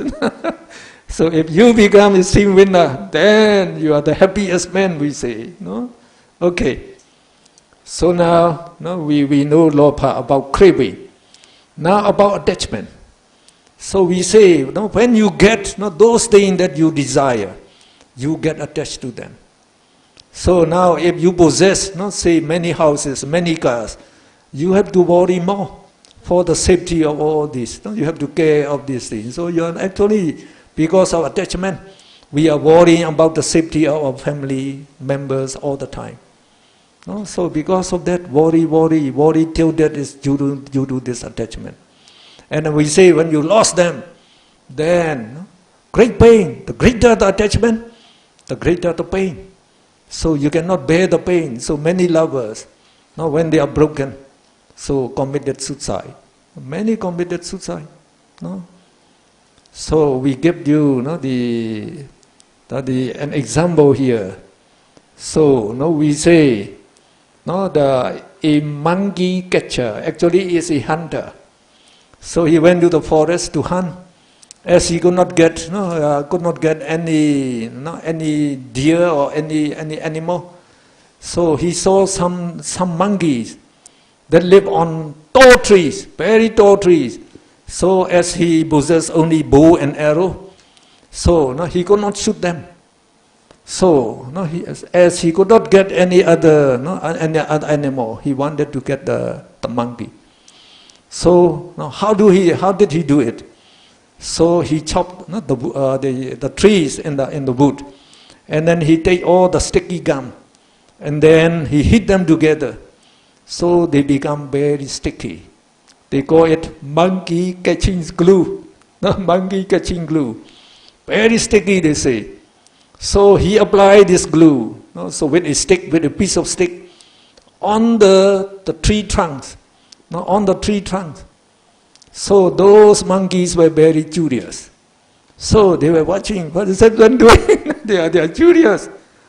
Now, after he applying that gum, he hid under some bush. So the monkey, now when the sun rises, so when the sun rays fall on this gum, so the sun rays produce spectrum. Spectrum. So various colors come out. Just like the rainbow. Many color comes out. So those monkey very curious. So what are those beautiful color? What are these? So they come and then they touch it. So as soon as he touch it, So this hand, this paw, got stick to it, very sticky, so it cannot pull it out. So it cannot pull it out, he tried to push with this. So this hand is also stuck. Then he tried to kick with his two legs, the two legs are also stuck. He tried to push with his head to stuck or to get out, the head also stuck. So now the monkey catcher could come out and could catch the monkey and can also kill the monkey. And we are in the same way. We are being caught up with the time, because of this attachment and craving. So we are caught up by old age and finally dead, without having the chance to undertake meditation. So there is a great loss, very great loss. So that is what we say. Okay, that is about greed. So the greed is the main cause of suffering. And that's why when the Buddha, he described the Four Noble Truths.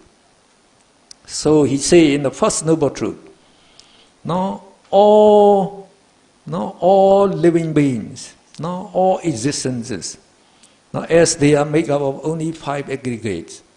All 5 aggregates are just mentality, materiality, as they are rising, dissolving all the time.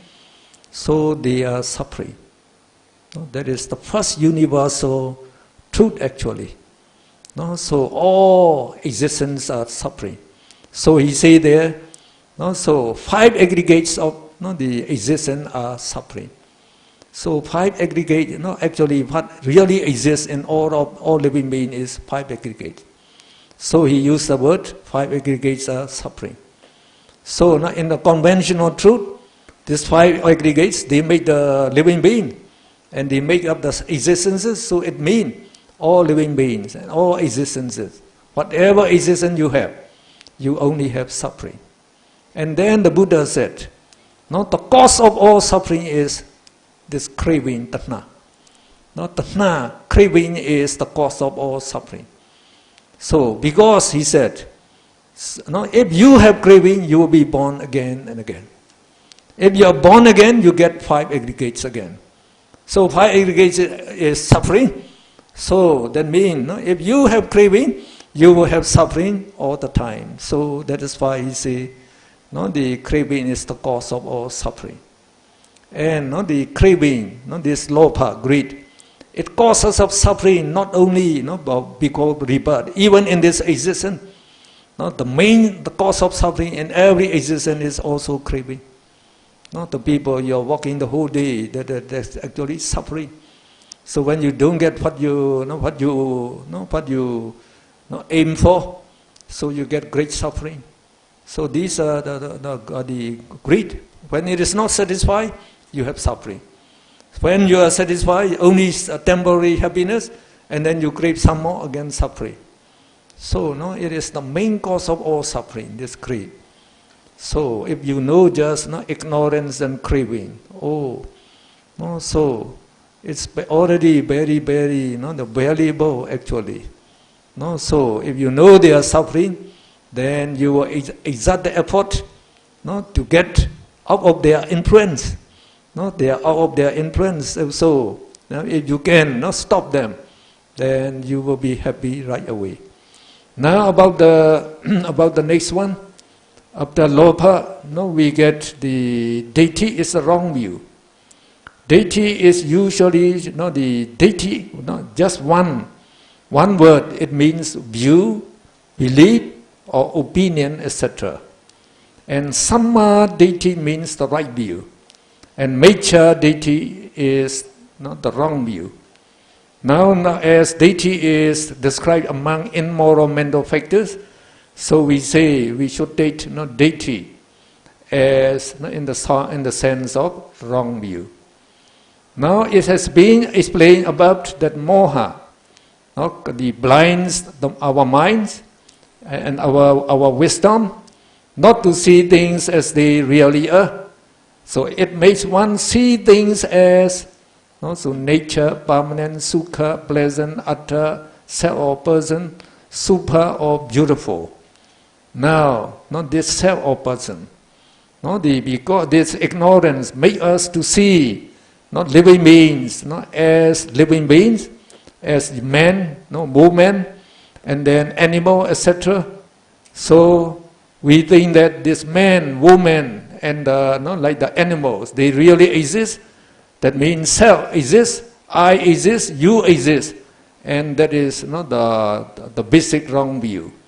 So we say the most basic and universal wrong view is personality belief. No, we call it Sakkaya Deity, and also ego illusion is called Atta Deity. So these two terms they are related. So Sakkaya Deity believes that this combination of mind and body is I, you, he, she, man, woman, person, etc. Now Atta Deity believes in the existence of an Atta. And Atta also means the soul, no, in English. So Atta or soul or ego or life entity exists in the body. So no, both of them makes you very selfish. So from this Sakkaya Deity or Atta Deity, as well as from ignorance due to moha, there spring up thousands of wrong views. So Sakkaya Deity is one of the 10 fetters binding to existence, and it is eliminated only on reaching the path of stream entry. That is, only when we become stream winner we can cut off this personality belief. So long we cannot cut off, because according to our perception, I exist, you exist, my beloved ones exist. So this conventional truth, so it's so much rooted in our mind, we cannot get rid of it. And when the ignorance gives us the illusion that I exist, greed also sees this person as I, and greed loves this person most. So the Buddha said, Atta sama pimanati. Everyone loves himself or herself most. Because you love yourself most, and you think it as I, so then this wrong belief that I exist become very strong, very strong. And we say mana also that takes this notion of I, and it becomes very proud, very proud. So all combined together, this I, the notion is very difficult to get rid of.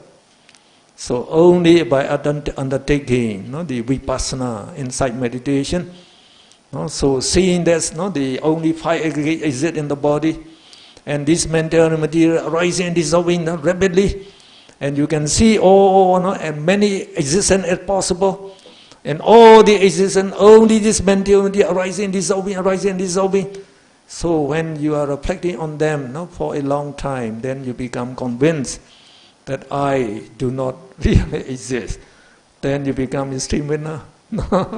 Okay. Now we go to the mana, pride or conceit. Now mana, like deity, is also a byproduct of ignorance and greed. Moha gives the wrong vision that person exists and that they are permanent, pleasant and beautiful. So lobha clings to this person, especially the one not represented by oneself. Mana looks on this self-person as I am the best, I know most, I have no equals in the world. Now this conceit of pride is of 3 kinds. So the first one is equality conceit mana. Equality conceit. The people they engage in fighting with each other, because of this equality conceit. So they say, oh, you are a man, I am a man. You have 2 hands, I also have 2 hands.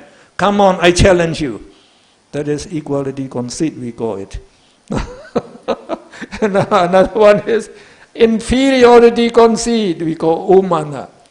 That means you are weaker, you are below, your opponent. But though you are weaker, so again you have this pride, inferiority conceit. So again you challenge them. Now I am standing on the ground, you are standing up on the building. I have no way to fall down. You will fall down from that place. Come on, go fight. So that is inferiority conceit. And that's what we say, what we saw in Saddam Hussein, of the Iraq, Iraq. So he challenged America. Now, you Americans came, we will kill all of you. I have the money, the army, well trained on desert battle. Now we have to fight in the battle, we will kill all of you. So when American came, they got to Baghdad in 6 days. So because of this Omana, so finally the Saddam Hussein is disposed, and also he was killed later on. And now we have another one, superiority conceit, atimana. I'm superior to you, you are not my equal, I don't care you. So that is superiority conceit. So all the people, they have all this conceit. And also mana is one, we have is saying, pride will have a fall. So it's very good. This the English saying. By having this pride, so it will give you. I think it may give you some benefit in some way, but usually it's not very good. Because of this pride can prevent you to attain, to perform meritorious state. For example, according to Buddhism, we should pay respect to our elders, So when we walk in front of the elder people, our parents, our teachers, and other elder people, so we always bend our body. Like in Myanmar, we bend our head when we walk in front of them. That is giving respect to them, actually. Not just like the Americans. They say, you are a man, I'm a man. Why should I pay respect to you? So that means that means you have equality conceit. Now even the children, they don't pay respect to their parents. So when they sit, they may sit higher than their parents. And they will put their legs towards their parent. So according to Buddhism, it is not respect. It is against respect. So it's very good. So just by the bending your head, paying respect to your elders, during that time you are getting moral minds by many billions. So when you say you don't know, proudly you just walk on there. When you are walking with proud, then you are having lopa mula cheta. Because the pride arises together with lopa. So only you have immoral mind, immoral karma. Immoral karma. And you may lost very greatly because of this greed. So the one example is, I used to tell is the Khema Devi. Khema Devi is the chief queen of the King Bimbisara. So King Bimbisara and his countrymen, 110,000 men in Bimbisara, they became Srimena just by listening to the sermon of the Buddha. So the king wanted his chief queen to listen the Buddha's Dhamma. But Khema Devi is very proud of her beauty. So she was known, she was the most beautiful in this country. So because of that, she was very proud. So when she heard the Buddha said, our living body is just repulsive, asubha, she didn't like it. So she said she didn't want to listen to the teaching of the Buddha, which said the body is the repulsive, repulsive.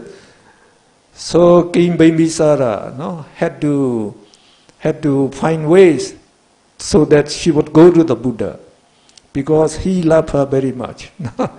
So he asked the song composers to compose about the beauty of the royal garden where the Buddha and the monks were staying, comparing it to the beautiful garden in the Tawatim Sarem. So he let the singer sing that song every morning, so that the chief queen will will hear the song. When she heard again and again about the beauty of that royal garden, so she developed interest and the wish to visit. She asked permission from the king gladly offered her. And then the king asked the charioteer, "You don't come back unless my queen have met the Buddha." And Khema Devi was very intelligent. She already learned. Oh, the Buddha used to go to alms round in the morning, so I would go in the morning. So he went to the royal garden in the morning and looked around. And then he told the charioteer, "Let's go back to the palace." Well, we cannot go back, the charioteer said. "The king asked me, you have to see the Buddha." Well, in that case, I would go to the fragrant chamber to see the Buddha. So she went. So the door was just closed there. And she thought the Buddha would be away. But when she pushed the door, it was open. And then the Buddha called her, "My daughter, please come in." So the Buddha was waiting for her. The Buddha already knew that she would come that day. So he didn't went on arms round. He didn't go in arms round. And he even created a 16-year-old girl, more beautiful than Khema Devi. So they say the women, when they see somebody dressed very beautifully, they are very interested. Especially if that lady is very beautiful, more beautiful than them. So they are very interested to see why, in what way she is more beautiful than me. So now she just gazing at that small young girl. So the Buddha made the young girl to fan the Buddha, to fan the Buddha. So the Buddha said, "Please come closer." So she came closer, not to pay respect to the Buddha, just to gaze at the girl. Just gazing at the girl. While she is gazing, the Buddha made the girl to be growing older, slowly, very slowly. Not just like the hands of the clock, going very slowly. We don't know it's going. So the girl becomes the older, and finally she became very old and feeble, with wrinkled skins, and then with white hair and no teeth. And now no strength, and while she was fanning the Buddha, she was trembling, and then she fell down. She fell down dead. Only then, Khema was gazing at her. She was shocked. So the Buddha told her, "My daughter, beauty does not last long." So when a person dies, the beauty is worthless. No value. So the body becomes just disgusting. The body is disgusting. Just a minute ago, you think the body of this girl very beautiful. But now, when she died, already disgusting. Now when we get rotten, it become more disgusting. More disgusting. So when the Buddha said that, Khema, her pride went down. So only then the Buddha continued with the proper, the Dhamma talk. So just by listening, to a short Dhamma talk, as she was very intelligent, and already she had fulfilled perfection, to become an Arahat, and the right chief hand disciple of the Buddha, for already, so for one asankheya, 100,000 war cycle, I think. Already have the completed the perfection. So now just listening to the Dhamma talk, she became a stream winner. So if she has the pride, she will not listen. So if she will not listen, just beautifying herself, when she dies, she would become a female pig. Just like the other example. Just become a pig, not just become an animal.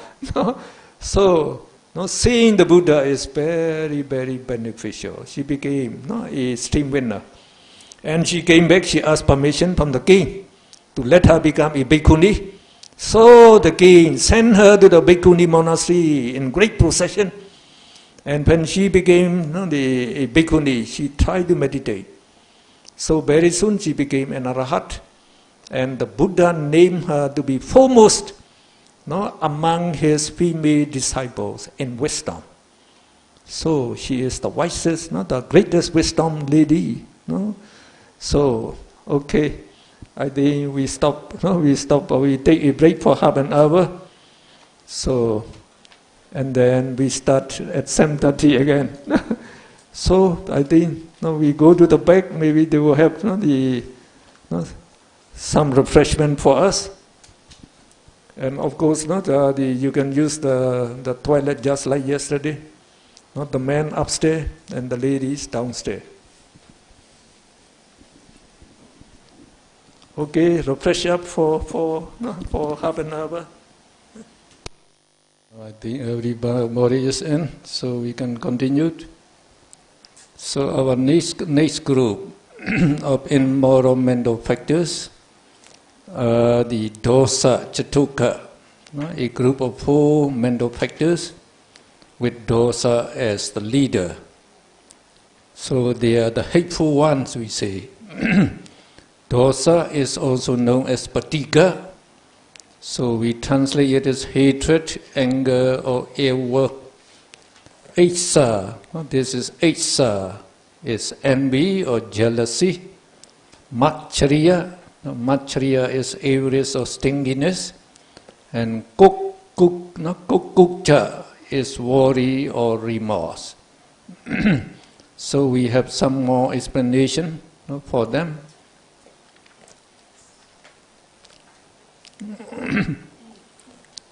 So the dosa is the most destructive element in the world, and it is more frightful than the atomic weapon. And of course, when somebody pulls the trigger on the atomic weapon, he does so under the influence of dosa. Normally, when we encounter with desirable sense objects, so at that time, great craving or attachment, lopa arises. And when we encounter with undesirable sense objects, anger, aversion usually arises. Now this anger dosa destroys one first before it destroys others. So don't be angry. If you are angry, your enemy is very happy because he wants to make you angry. If you are not angry, he will get more angry actually. So if you are angry, he is very happy. So the Buddha said, the one who becomes angry when insulted is more foolish than the first one, he said. So by becoming angry, we have no benefit at all. No benefit. So a lot of the only suffering would arise, we should say, because as soon as dosa mula cheta arises, it's accompanied by painful mental feeling. So that means we shall have mental pain, mental pain. Now we say, not only inflicted dosa, that when you get angry, as the one present in angry person, but also depressed dosa, as the one felt by a sad or depressed person, are destructive. Dosa gives rise to stress and strain, mental depression, mental tension, which in turn gives rise to many diseases. So they say nowadays 90% of the patients who went to the clinic, they have diseases connected with the mind. And when we say connected with the mind, mainly it is dosa mula cheta. So if you have like this stress, strain, so don't allow stress, strain, the depression arise in you. So it arise in you, it will destroy your health. You will not be healthy anymore. So it is, it is wise never to allow anger arise in the mind, for it brings about only bad effects. We should develop loving kindness to drive away anger as soon as anger arises. So when the Buddha was asked by the led super, why peoples are different in the world, so the Buddha said that the cause of the ugliness is not this anger. So those who are short-tempered get readily angry. So they are ugly in this present existence, and when they die, they will be ugly again, ugly again. So if you want to be beautiful, don't be angry. However, a lady must be very beautiful. As soon as she becomes angry, becomes very ugly. So when I returned from the United States with a doctorate degree at the age of 26 years and still unmarried, so I'm quite popular in the university. And one day I came across that the English tutor, she is very beautiful. So I tried to be acquainted with her, and then I offer her a lift to her house, to take her to her house. So she willingly allowed me. So when I got to her house, she said, "Please come up for a cup of coffee." Well, that's good for me, I said, so I got up. But as soon as she got upstairs, she saw that her servant, and she asked where did she has washed the clothing that she left behind. So the servant said she had not washed them yet. So the lady became angry. So he scolded that the servant so for quite a long time. So when I look at her face, she became like an ogress. So without saying anything, I tried to back up slowly. And then I got away, never meet her again. So if you want to be beautiful, never get angry. Okay, we go to the next one.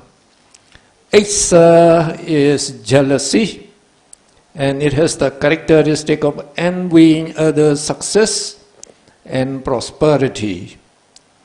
As such, it is objective, that is, it looks not to oneself, but to others. And this jealousy arises in you, without any inducement by others. Just you see, your neighbors to be, they are richer, or they are doing very well. So you feel unhappy because of this jealousy. And Matsuriya is avarice or stinginess. Matsuriya has the characteristic of concealing one's property. So it does not appreciate to share his property or special privilege with others. It takes the form of stinginess when one is reluctant to give money to charity. So, like the American students, when I study in the United States. So I try to notice, because in America, they give the grade on the class average. So when they make examination, so they add all the marks obtained by all the students, and they take the average. If your mark is just around the average, you will get grade C. So if your marks is higher than the average, you get B. So the top about 10 students, they will get A. They will give you. So as the marks are depend on class average. So those American students, they are very. So that I think they might have this Matsuriya. So if you don't understand anything and try to ask them, they won't answer. They won't like to share their knowledge. But they know they don't want to get, to give you because you may get better marks than him. So that is avarice actually. No? And you have your computer and you don't want to share it with others. So other friends would come, oh, no, my computer is out of order. May I use your computer for a day? Oh, my computer is also out of order. Though it is good to say it is out of order because you don't want to lend it. So you don't want to share your property with others.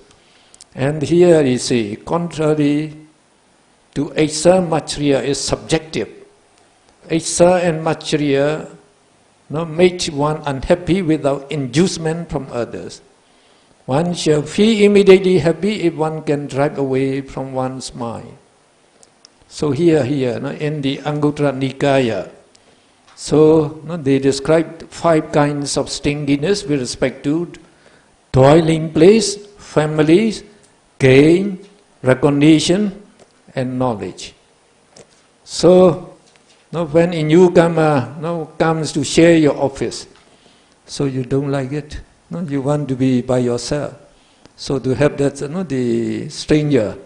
So you would like for 1 day, 2 days. So we say if you are a guest in this house, you are a golden guest the first day. You become a silver guest the next day. And a bronze guest the third day. So they like you to go away. So that is you don't want to share your house, your room with others. And the same thing in the gain. If you are doing very well with some business, so you are prosperous. So if your friend asks you, how do you do it? So you don't give the knowledge. If you give the knowledge, they will come as prosperous as you. So you just keep the gain by yourself. And also recognition. When you get the honor, the people honor you, so you are happy. And you don't want others to be honored just like they honor you. This is also the avarice. And just like we see the knowledge, some learned people, they don't like to share. To share the knowledge to others. So there will be avarice. So we say, this Asa and Maitreya, they arise without any inducement from others. If they arise, you are unhappy. So we say, whenever the Asa and Maitreya arises, dosa mula chitta will arise because you are unhappy. So if dosa mula chitta arises again, we say, you just have the loss, nothing to gain. And the next one, kukucha, is remorse. So it has the characteristic of grieving over the evil that is done and the good that is not done. As it is useless to cry over spilt milk. So in English they say, don't cry over spilt milk. Because the milk already spilled. By crying you don't get it back. So the same thing, if you have done something wrong, and you have not done something good, then you feel unhappy later. So that way we say there is repentance or remorse, we call it.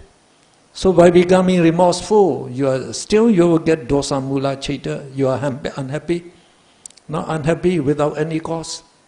So, and without any benefit again, with no benefit, so don't cry over spilled milk, we say,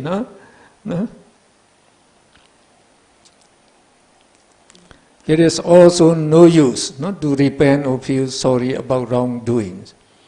So, if you know that you have done something wrong, then try to be careful not to do the same wrong again. And you have to think of what should I do for the best thing for me at that moment. Now, Asa, Maitreya, Kukucha are 3 companions of dosa. They arise separately. That means when you feel jealous, only Asa arises. Maitreya, Kukucha do not arise. When you are stingy to donate to the temple, etc., only then Maitreya will be arising. Asa and Kukucha do not arise. When you are having remorse or repentance, then only Kokocha arise, the two will not arise. So they arise not separately. And whenever they arise, they are the dosa mula citta will arise. Now the last three, the last three, we just look from here. So they are Tina, sloth, Beta, torpor. So sloth and torpor, see, they always associate together. Tina is the stinging state of the mind, like a cock's feather, before the fire. So if you put a feather, a cock's feather, near the fire, what happens? So that the feather shrinks. So it makes consciousness shrink, like that is Tina. When one is idle due to lack of virya effort, then one is under the influence of Tina, and it is the sickness of citta consciousness. So as there is a sickness of citta, it makes the citta consciousness to be inactive, to be morbid, and to be dull and idle, and even become sleepy. And Meta is his compatriot, torpor. So it is the morbid or inactive state of mental factors. So we say it is the sickness of mental factors. So it made the mental factors to be inactive, inert. So when they always associate the mind together. So when your both consciousness and mental factors become inactive and morbid, so you become lazy, idle, don't want to do any meritorious deed, and you become even sleepy in meditation. So, okay, and the last one is, we call the Vijikiccha, skeptical doubt. So having doubt about the Buddha, the Dhamma, the Sangha, and the noble training, because you do not understand the attributes of the Buddha, the Dhamma, and the Sangha. And also you have doubt about the past lives and future lives, as you cannot see them. And also have doubt the law of the causal relation, we call dependent origination, paticca samuppada. And also finally having doubt about the full noble truth. So in meditation we have to get rid of all this doubt. Only when you can to get rid of all these doubts, then you are free from this skeptical doubt. Skeptical doubt is also a defilement. It arises in moha mula citta, skeptical doubt, vijikiccha. So now we finish with the 14 immoral mental factors. We come to the third group. We call them beautiful mental factors. So if you look on your chart, on the Jitasikas, so we finish the 14 akusala citta, the middle group. So we call those the akusala citta as savajja. Savajja means with 4. And then this Sovana Jaitasika 25, beautiful mental factors, we call them anavajja. So they are faultless and blameless. So we should be happy that the number of beautiful mental factors, they are greater than the number of immoral mental factors. There are 25 of them. We also divide them into 4 groups. The first group we call Sovana Sadharana. Again this word comes. So you remember this, that Sadharana means associate. It associates with all beautiful mind. So we say that all these the minds are beautiful. So only 30 are not beautiful and all the remaining are beautiful. So in all these, these 19 mental factors, they associate together. And then we have 3 vidati, 2 apamanya and 1 panyendriya. So we go to the first group. So these 90 mental factors associate with all beautiful consciousness, Sovana Jaitas collectively. Now we read together the 19 of them. Saddha is faith or confidence in the Buddha, the Dhamma and the Sangha. Sati, mindfulness or attentiveness. Hiri, moral shame. Ottappa, moral dread. Alobha, non-attachment, greedlessness, generosity. Dosa, hatelessness, goodwill, tolerance, loving kindness. Tat, so we call it tat, T-A-T, tat, and then tara. We again say tara. Mach, jat, tata. Tat, tara, majat, tata. Equanimity or mental balance. So up to these sevens, they are described singly, because they can arise singly, and singly they can oppose their opponent. And the remaining of the 19, if you subtract 7, you get 12. So those 12 mental factors are described as 6 pairs. So the first pair we call Kaya Passaddhi, Citta Passaddhi. So here Kaya does not mean body. It means a group of mental factors. Passaddhi means tranquility. So Kaya Passaddhi is tranquility of mental factors, and Citta Passaddhi, tranquility of consciousness. They always associate together. So when consciousness and mental factors are tranquil, our body, the mind-produced materiality becomes also tranquil, so our body will become tranquil as well. Now we continue reading. Citta Passaddhi, tranquility of consciousness. And Kaya Passaddhi is tranquility of mental factors. Kaya Lahuta, agility or lightness of mental factors. Citta Lahuta, agility or lightness of consciousness. So we go on, number 12. Kaya Mudutta, elasticity of mental factors. Citta Mudutta, elasticity of consciousness. Kaya Kamanyata, adaptability of mental factors. Citta Kamanyata, adaptability of consciousness. Kaya Pagunyata, proficiency of mental factors. Citta Pagunyata, proficiency of consciousness. Kayu Jukata, uprightness of mental factors. Cedu Jukata, uprightness of consciousness. So among this group, Saddha is the leader.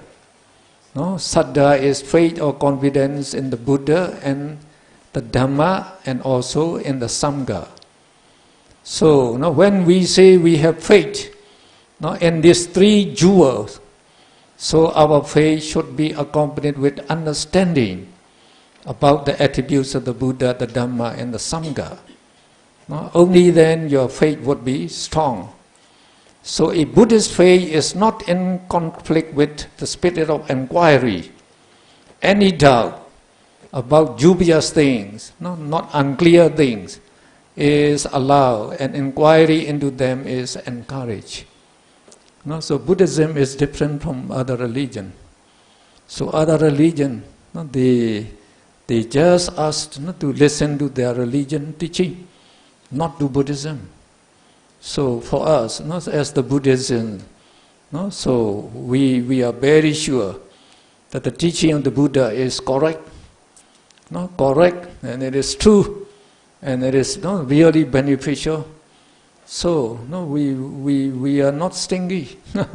So we allow all other religions, if they like to study, we are welcome. And if you have doubt about Buddhism, and you may have the interest in other religion, so we allow you to study other religions as well. So you can compare, because the Buddhism, we allow Buddhism to be compared with any other teaching. If you understand well, you will see Buddhism is the best. Buddhism is the real correct teaching of the Buddha. Now, Saddha is compared to the unique emerald of the universal monarch. So this emerald, when placed in warm dirty water, causes all the dirt to subside and all the heat to escape. thus living in cool and purified water. Now in the same way, when saddha associates with the mind, all defilements such as lobha, dosa, moha disappear, with the result that the mind becomes cool and clear. So, now this is good comparison. Comparison to the emerald of universal monarch. So it seems that the universal monarch carries that emerald. So when he wants to drink water, if that water is not clear and also warm, you just put it, or the dust will subside, or the heat will run away, so the water becomes clear and cool, nice to drink. And the same thing, as soon as faith arises in your mind, now all those defilements that overwhelm the mind, they usually occupy the mind. The mind of worldlings are always occupied by these the immoral mental factors. So when saddha arises, it is accompanied by all these 19 companions. So they came in mass. So when it arises, so they can drag away all those lobha, dosa, moha from the mind. So all defilements are driven away. So we say moral minds will arise in you. When moral minds arise, your mind is pure. So no lobha, dosa, moha arise at that time. So that means defilements that defile the mind, make the mind dirty. And it is defilement that make the mind wicked. And also they burn the mind. Now when they are driven away, so no defilement, no hotness, no burning, so your mind becomes cool and clear. Cool and clear. So it is good to live with moral minds, with moral mind. So don't get angry and grieving all the time. And then also worrying till death. So don't do that. So we say, just try to radiate loving kindness. May all living beings be happy and well. May all living beings be happy and well. Sincerely wishing them to be happy and well. Or you can reflect Araham. Araham, visualizing the Buddha. Araham. So we are living with moral mind. Cool, pure. So if we live like that, so we shall be happy, really happy. And then, so we shall be healthy. Even your health would be very good. So now, saddha is also compared with the hand, which can grab jewels if one is lucky enough to be on a mountain full of jewels. Actually, one is more fortunate to be in contact with the Buddha's teaching than to be on the mountain of jewels. Because one with saddha can acquire a lot of merit which is more precious than those jewels. As a man without hands cannot grab jewels, so a man without saddha cannot acquire good merit. So a good comparison again. Which is better? Which would you like? To be on a mountain full of jewels, to pick up all the jewels as much as you like, or to come across with the teaching of the Buddha? Which would you choose? Surely to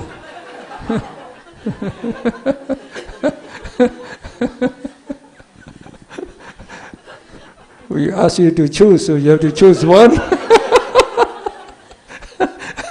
You cannot get both.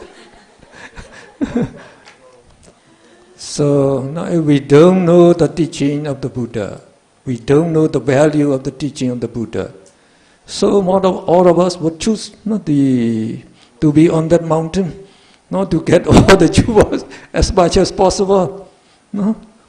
Now, for example, now you can carry the jewels, so as much as you can carry home. So how happy will you be? So I said you will be happy only for a short time. And then you get worried. What have I to do with this thing? Then you build, I will build a big house and buy the latest model, the Mercedes cars.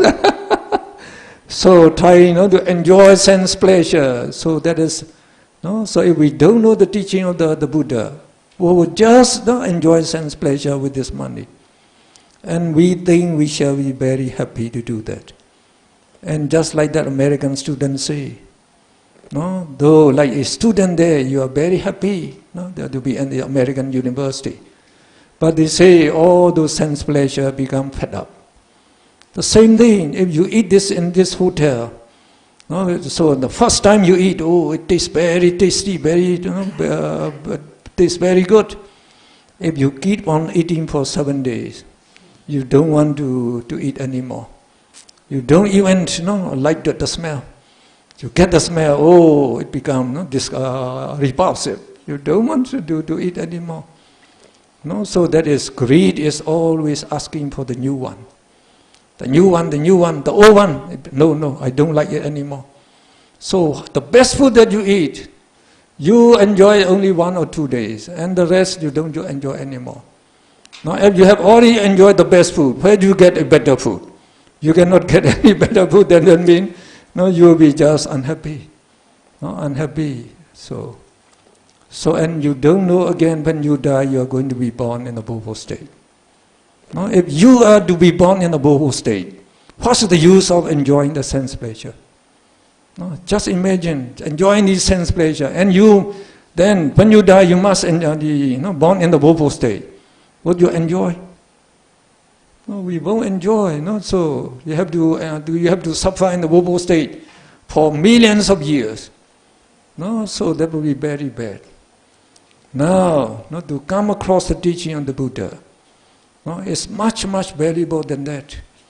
So we say, just tonight, we spent 4 hours teaching, and you are listening to the teaching of the Dhamma. So how many good karmas do we have? Uncountable, many, many billions of good karma. And we can be sure this good karma, they were conditioned so that we can born in the celestial realm, in the human realm, as very rich persons for many existences. So, if we know that, so it's much better. Much better. So we say, the Buddha was asked at one time. At one time he was asked, what is the most valuable treasure a person can possess? And the Buddha said, Saddha. Saddha, faith in the Buddha, the Dhamma, the Sangha, is the greatest treasure a person can possess. Because if you have Saddha, faith, you will be performing meritorious deeds most of the time. Most of the time. So I say, you will be just reflecting Araham, Araham, Araham, and may all the beings be happy and well, happy and well. So that every step, you are stepping, you are getting 1 billion of good karma, good karma. So much more valuable than this, the present wealth that you can get. So this present wealth, we say you can just enjoy this in this life. And this life is very short. Very short. So, 100 years, it means only 1 day in Taudim Sarem. You can live only that much, and then you have to suffer in the world state for millions of years. So what's the use of enjoying this? And they are really, as we say, this happiness is not real happiness. It's accompanied by greed. So greed is just temporary, it satisfies and then it's craving for more and more. So it is just a form of suffering, actually, the Buddha said. The enjoying sense pleasure is a form of suffering also.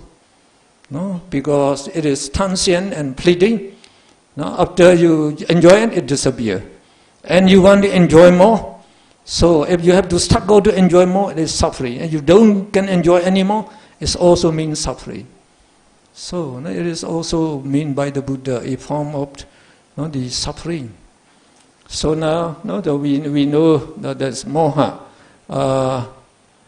As moha is the leader in moral jhana seekers, so saddha is the leader of beautiful mental factors. It is the most precious treasure and also one of the 5 spiritual powers, indriya, as well as one of the 5 spiritual powers, Bala. So to undertake the meditation to become a noble person, we need the support of the 5 spiritual powers and 5 the spiritual faculties. So now we found in the Saddha is one. And now the Sati is another. Mindfulness also, it is a spiritual faculty and also spiritual power. And we have already found the effort, Vidya. Vidya effort is also one power, one faculty. So, and the wisdom is another power and faculty. And concentration, samadhi, is another power and faculty. So these are our strength, our strength, our power to conquer those immoral mental factors. Now we go to the number 2. Sati is mindfulness or attentiveness. So, sati is mindful of things that are taking place. So taking place around you, what are happening. You should know what are happening around you.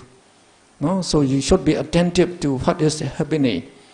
And its chief characteristic is not floating away. That is not to let things go unnoticed.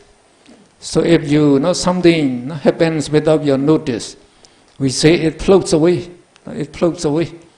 When one is not mindful enough, one does not remember what one sees or hears. It is like empty pots and pumpkins floating away on the water current. So like empty pots and pumpkins, not like dry pumpkins, they also float away. So not just like you come to listen to the Abhidhamma lecture. So your companion, your friends would ask you, how's your Abhidhamma lecture? Oh, it is quite interesting. Then please tell me something. Oh, I cannot tell you, I forgot what I So, if you forgot that, you cannot tell anything. So we say that the teaching enters from one ear, it goes away. So it is just like empty pots and pumpkin, floating in another current. Nothing remains, all go away. So mindfulness is very important. No?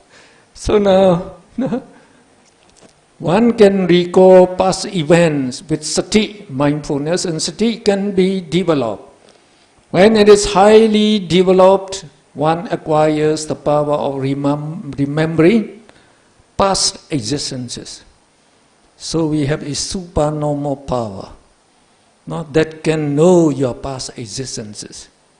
And that is the strong mindfulness. By developing the mindfulness to be very strong, then you can remember your past existences. Now we say all our past existences, the records are all in our mind. Not just like you have taken the movie record, so you store it up and you can look at it at any time. So the same thing, when your mindfulness is very strong, you can look at all these recordings, so you can know your past existences. Now so the Buddha reminded his disciples every day not to forget meritorious deeds and to be always mindful to fulfill one's pledge to strive for the liberation for all miseries. So I read in the Chronicle every day, the Buddha, he went on alms round. So he showed the example that the monk should go on alms round. So it is a very good way of the earning their livelihood. So you go on alms round. Then the Buddha came back, and then he partook of his meal, and then when finished, he went to his pilgrim chamber, and he would wash his legs. He washed his legs, and while he was standing at the threshold of his house, so the monks would come and to pay respect to him. And so the several monks, they would ask what they want to know, and some asked for meditation subject from the Buddha. So now after giving all these answers and the meditation subjects, so every day the Buddha said, no, Apamadena bhikkhave sambadita. So apamadena, don't be heedless, don't be forgetful. Apamadena bhikkhave, the bhikkhus. No, sambadita. Sambadita is to accomplish not the pledge that you made to attain emancipation from all suffering. Buddhupado dunlabo loka samay. Buddhupado dunlabo. Not to come across the time when the Buddha appeared in the world is one of the hardest thing. It's very, very rare, very rare chance to come across the teaching of the Buddha. And then the next thing the Buddha said, to attain the human existence is also a dunlabo. Dunlabo is a very difficult thing to attain. And to develop faith in the Buddha, the Dhamma, the Sangha is also a dunlabo. Very difficult thing. And to become a bhikkhu, and like for the woman, a bhikkhuni, is also very, very rare chance to attain it. And number 5, to listen to the teaching of the Buddha, is very, very difficult. So now now you have 4 things. You have the 4 things now. So we should be very happy. We should be so. That's why we say we are having the best time. To get another existence with these all dunlabhas that we attain, it is very difficult. So if we just exert the effort in this life, we can become noble person. That will be the best. That will be the best. So even if we don't become a noble person, we have accumulated billions and billions and billions of good karma. So we shall live happily. And why we have started now, in our subsequent lives, we shall be doing that same thing. We shall do meditation again. So we can become enlightened very easily. Very easily. The best chance. So try to do it. So try to understand the Abhidhamma. So try to understand it. So I said, you understand the Abhidhamma, you understand all the teaching of the Buddha comprehensively.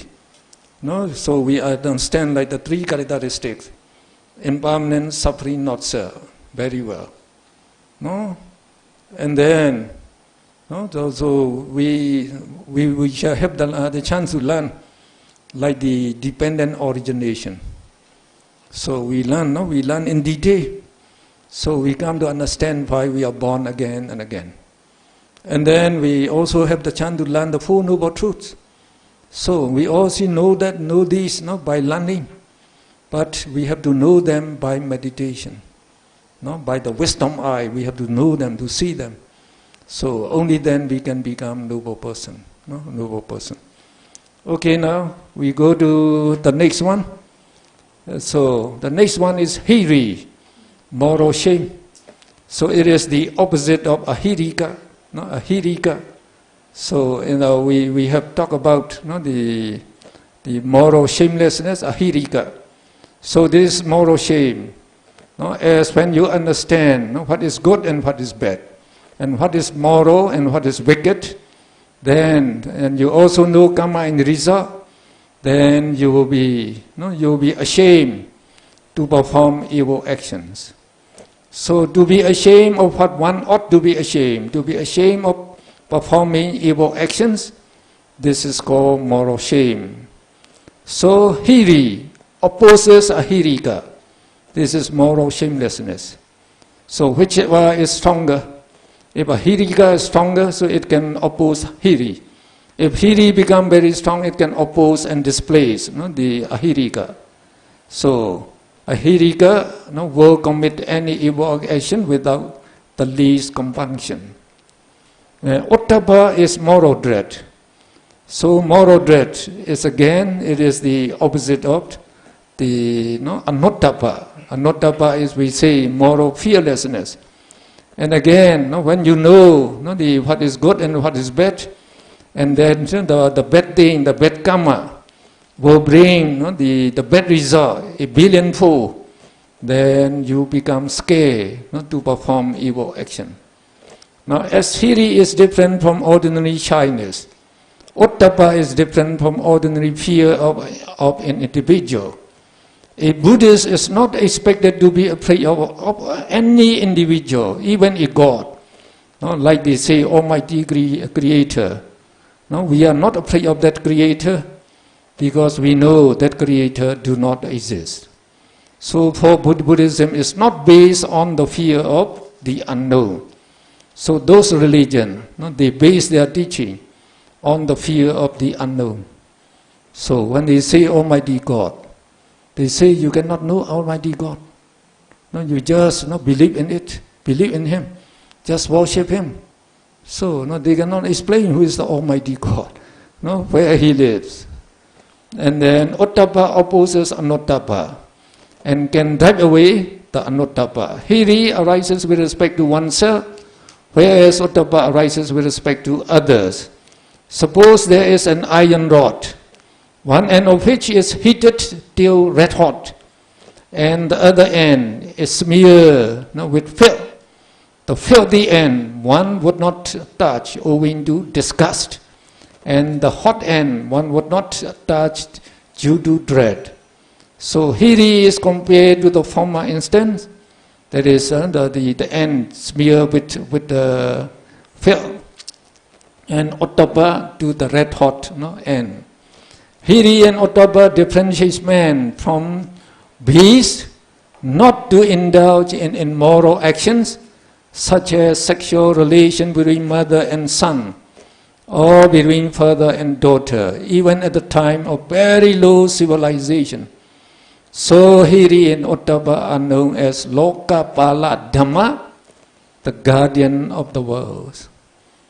So religions are disappearing slowly. Every religion, they complain now. There are the people took less and less interest in Buddhism, in religion. So the religions are waning, becoming weaker, and finally will disappear. Will disappear. The religion will disappear. So the people will become like savage. Savage are the people. So with a lot of anger, a lot of greed, a lot of all those the immoral mental factors. So even at that time they say, this hiri and ottappa, they will guard the civilization of human beings, so that they will not perform immoral actions such as sexual intercourse between the mother and son and between father and daughter, etc. So because of that, hiri and ottappa are called Lokapala Dhamma, the guardians of the world. Now we come to number 5, alobha, greedlessness, non-attachment and generosity. So we can understand alobha as the opposite of lobha. So we say in the case of lobha, its two characteristics is craving and attachment.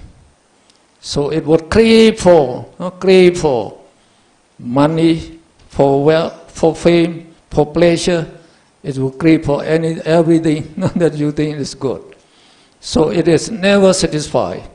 So the more it gets, so the more it will crave for. And because of that, you are trying to satisfy your craving, you will never be happy. So in the case of the alobha, no greed, no craving. So that means you are contented with what you have. So your desire is very, very little. Very little. So Buddha said, Santoti paramam dhanam. Santoti is contentment. Contentment is the greatest wealth. Contentment is the greatest wealth. So those who are contented, they are happy. Happy than uncontented man, however that man may be not rich. If he is not contented, he is not happy. So there is no craving. So you can see it's very, very nice. And again, another thing is attachment.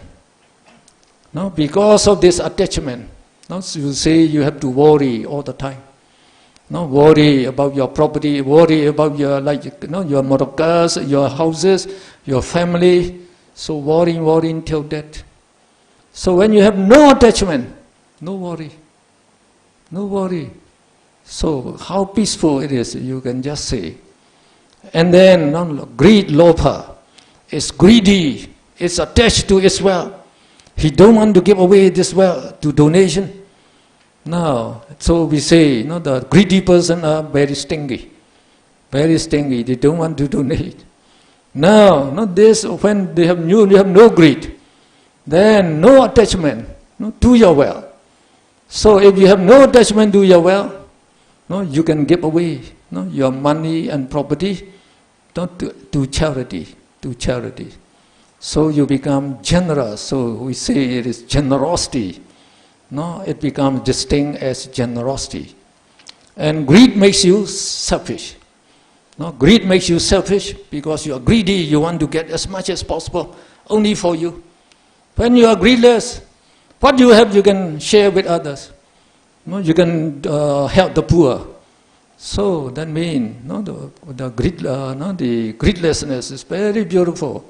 So we call it benevolent.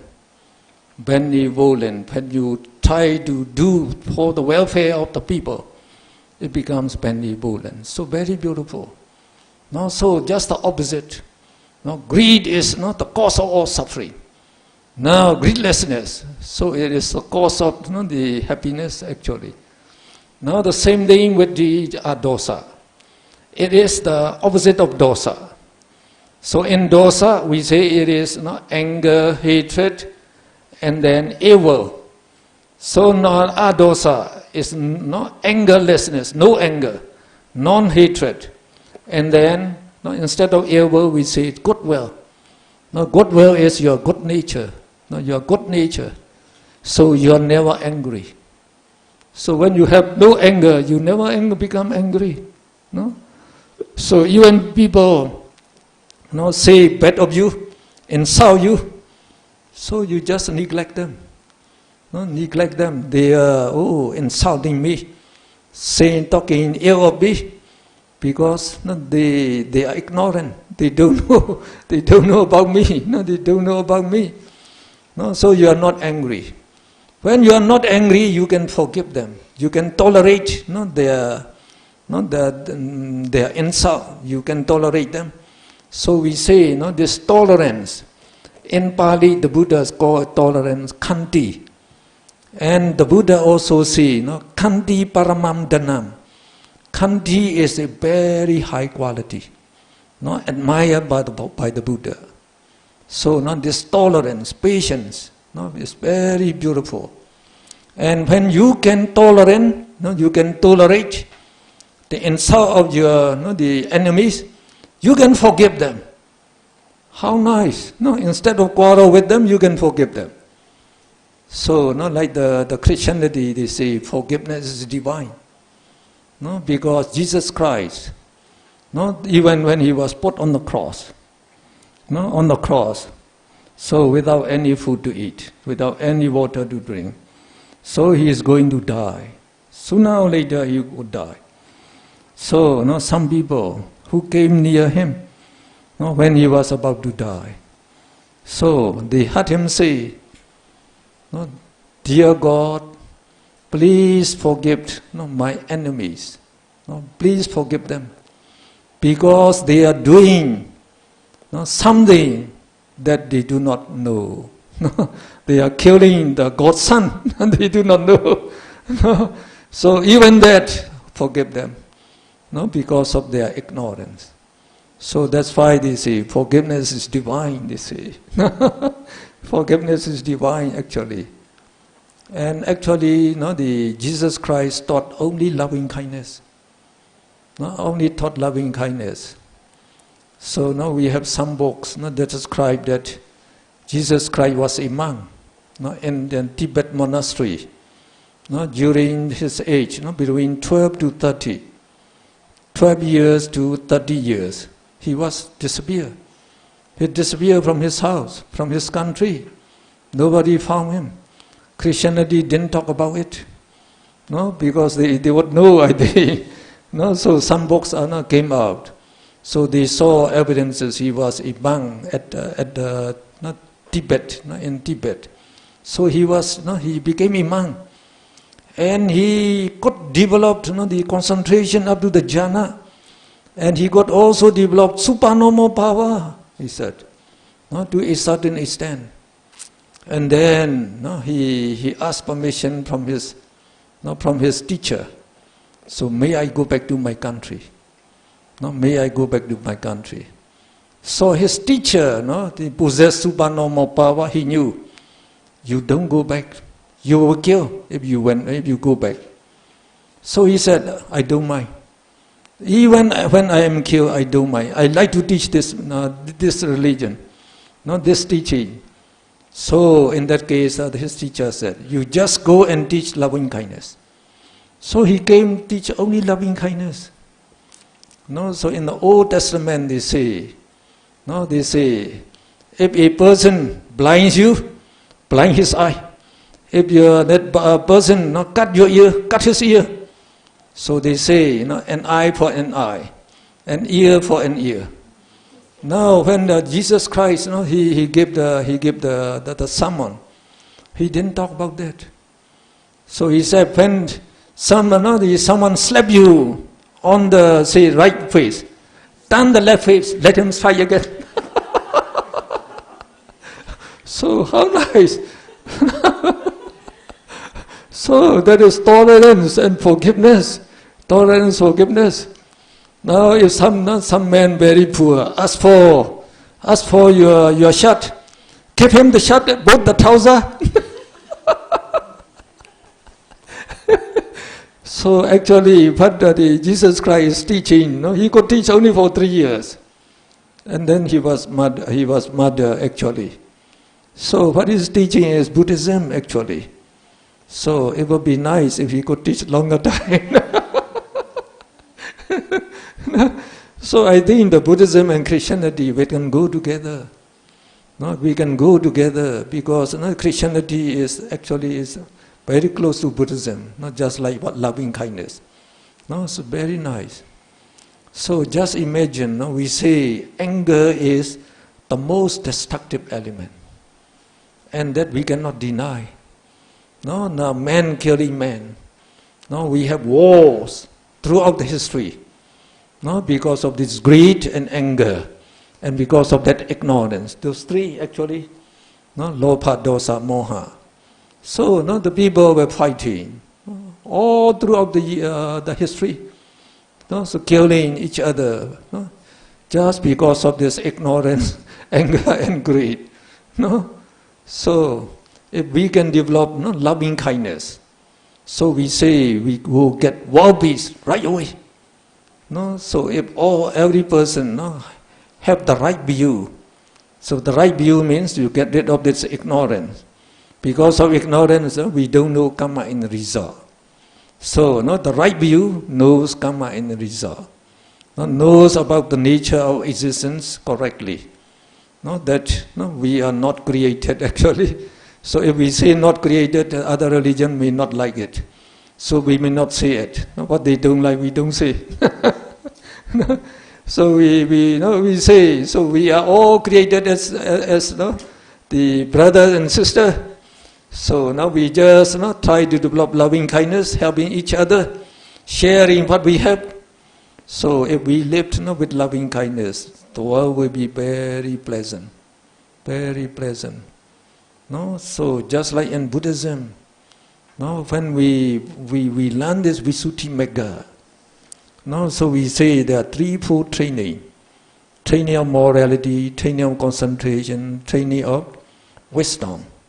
So the purpose of this threefold training is to get rid of all this defilement, all these immoral mental factors.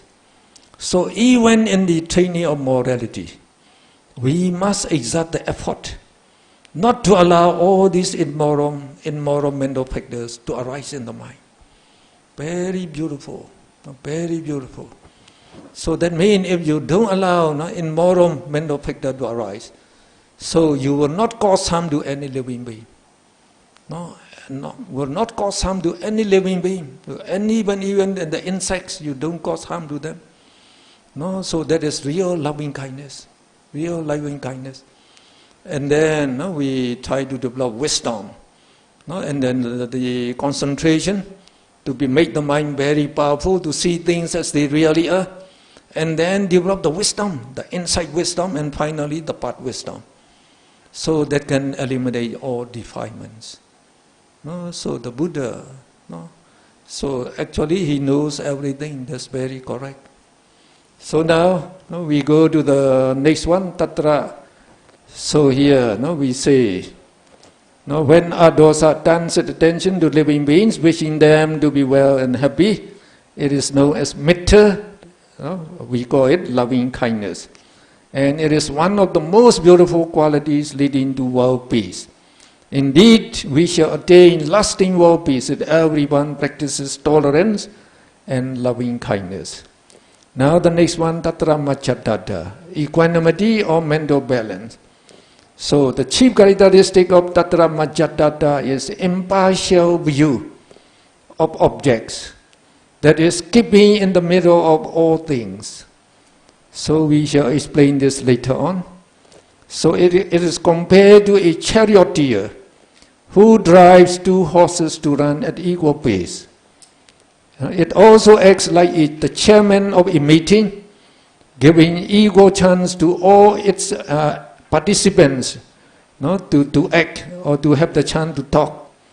It balances consciousness and mental factors to function together at equal pace, preventing any excessiveness or deficiency.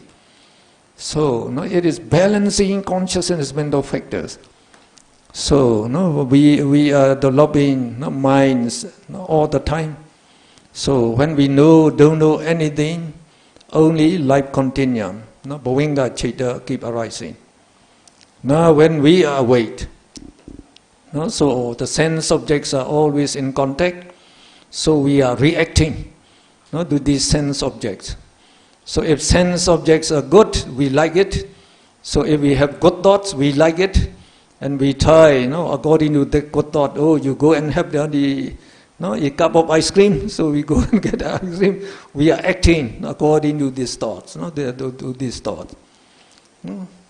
So, the mind, when the mind arises, consciousness is associated with mental factors, like in the Mahakusala Chaita, like in the Lobhamula Chaita. This consciousness associates with up to the 22 mental factors. So and the same thing with Dosa Mula Chaita, they again associate with 22 mental factors. And in the case of Mahakusala Chaita, it can associate up to 34 mental factors. So that means these mental factors and consciousness, when they arise together, we say, they perform the various functions, their works are different. So, the Tatra Machatata is the controlling them, so that they would walk in harmony, in unison. So just like the charioteer driving two horses or four horses. So the charioteer had to drive the horses so that they would run at equal pace. So if the horses are running at equal pace, what should the charioteer do? He need not do anything. He just sit leisurely, so without any worry. Just he sit peacefully at on the carriage, and he will be going. The same thing, the Tatra Machatata is try to the control this conscious mental factor so that they walk in unison at equal rate. So if they are walking uniformly, so what should Tatra Majjada do? Just like the charioteer, nothing. So that we call it's mental balance at that stage. It's mental balance. And we all say equal poise, equipoise. No? So, and we also say equanimity. So that means at that time, all the Chaitya Jaitasika, they are rising at equal pace. So that is one thing. And then another thing we say is, it is impartial, we say. Now in that case here, in the sense of equanimity, it is mostly known as upekha. So Tatra Majjadatta is also called upekha. So this upekha is the state in the middle between karuna, compassion, and mudita, sympathetic joy. It is different from hedonic upekha, which is neutral feeling. So this upekha here is neutral feeling. So it is not feeling when we say here upekha. It stands for Tatra Majjadatta Cetasika. So it is not the hedonic, the neutral feeling. So this upekha, so is we call it equanimity. Equanimity. It is in the middle between karuna and mudita. What do you mean by that? So we shall explain karuna mudita very soon. So we have to know that these two mental factors also. Karuna is we call compassion. To have pity when you see miserable beings. When you see miserable beings, you develop pity, compassion to that. So when you have pity and compassion, your mind becomes retarded a little. Retarded. Now mudita is sympathetic joy. So when you see your friend, they're to be very prosperous, so you rejoice in his prosperity. So when you rejoice in his prosperity, that's saying your mind is a little elated. Now in the case of equanimity, whoever you see, you just reflect, all beings are as conditioned by their karma. He is miserable and is very poor because of his bad karma. And he is very prosperous now, he is successful because his good karma is supporting him. So we just say it is just because of their karma. So then we don't become involved with them. So their prosperity, their poverty is just their business. It's not our business.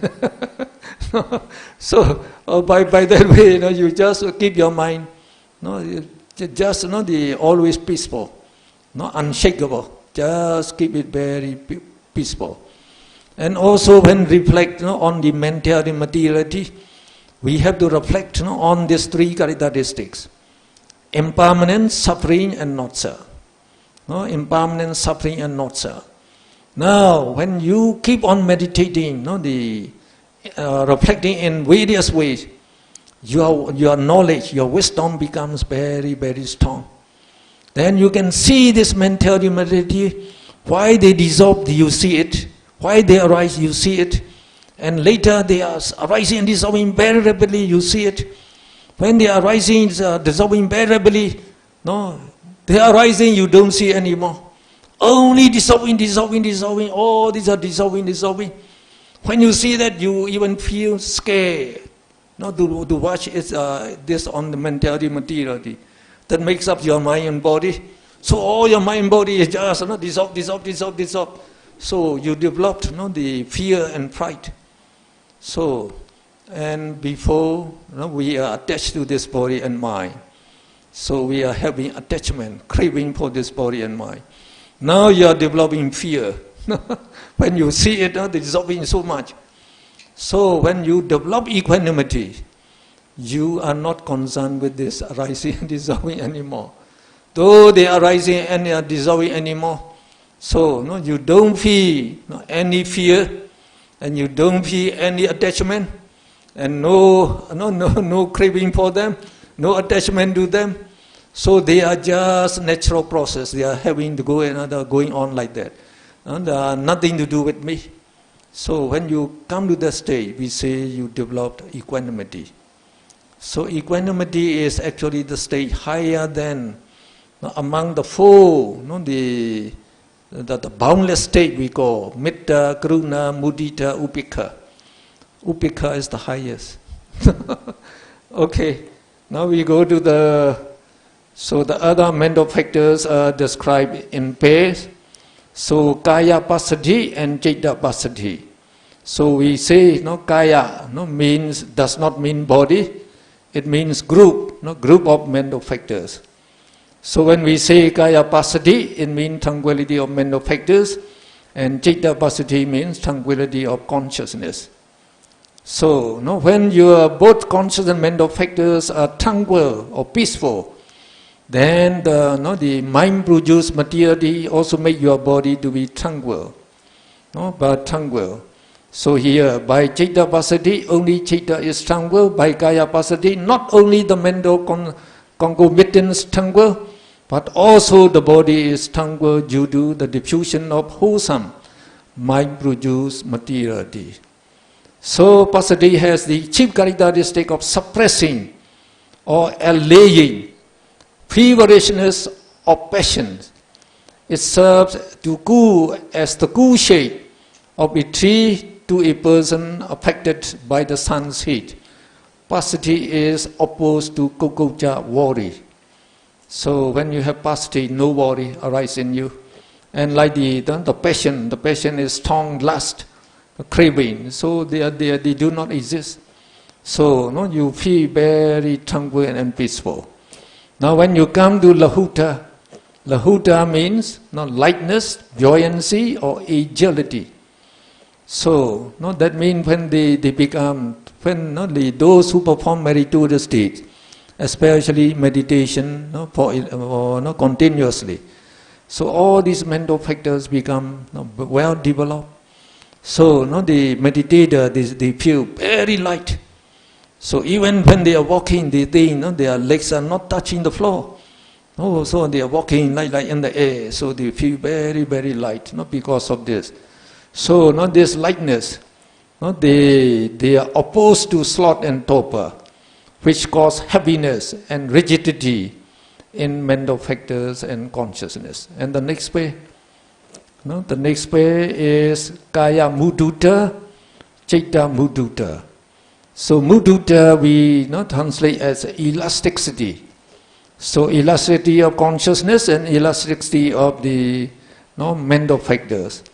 So when the Citta and Cetasikas are elastic, so they mean that they remove the stiffness of the mind caused by immoral mental factors such as deity, the wrong view, and mana, conceit. So this deity and mana, they cause the stiffness in the mind. So these mudita, the allay or they drive them away. Mudita is compared to a skin that is pliable because it has been well molded by applying oil, water, etc. Mudita opposed to false view and conceit. So like we say, when the gold, like the goldsmith, they like to turn your gold into ornaments. So they have to beat this gold to make it very pliable. So pliable, just like we say, like the elastic here is like pliable, so that it can be converted into any ornament. So when your mind is very pliable and elastic, it can be changed to suit any condition very quickly. So that means you can live the body very comfortably. And the next way, Kaya Kamanyata and Citta Kamanyata. So the Kamanyata is adaptability. Adaptability of mental factors and adaptability of consciousness. So by adaptability we say it is the goodness in carrying out their work or their duty. Their chief characteristic is the suppression of unserviceableness and unworkableness of consciousness and mental factors. So to make the conscious and mental factor to do their duty, their work very, very well. Now kaya pagunyata and citta pagunyata. So the skillfulness of mental factors and skillfulness of the consciousness. And the skillfulness here is skillfulness of mental factors and consciousness in doing their work. Their chief characteristic is the suppression of sickness in the mental factors and consciousness. Another one is kayu jugata, chaitu jugata. So ujugata, ujugata means uprightness. So when you combine kaya with ujugata, we eliminate A. So we just call kayu jugata. So again, chaita plus ujugata. So A is eliminated, we call chaitu jugata. They are uprightness of mental factors and then consciousness. So they are opposed to crookedness, deception and craftiness due to illusion or deceit, maya, and treachery, satya. So this deceit, maya means you have done something wrong and you are guilty, but you pretend to be innocent, to have no guilt. And then this, the treachery, satya, is the pretension. You pretend to possess the quality that you do not possess. You don't have the jhana, you pretend that you have the jhana. So there's the uprightness, they drive away all this. So these 19 beautiful mental factors are very beautiful actually. So we say they become prominent in people who regularly perform the act of almsgiving, morality, and meditation. So when they arise, they become very strong in you, so you live very comfortably. Now we go to the next, the next group. We call abstinent mental factors, vidati, citasika. So there are three of them, So they are also known as the sila meghingas, morality components of the path. They constitute the morality training, sila sikha, which is the foundation of the noble eightfold path. So in the eightfold path, the eight factors, we have samavacha, the right speech, samakamanta, the right action, samaajiva, the right livelihood. So three of them. So they concern with the observing morality. So in the samavacha, the right speech, what is the right speech? It is fourfold, we say. It is abstaining for the wrong speeches.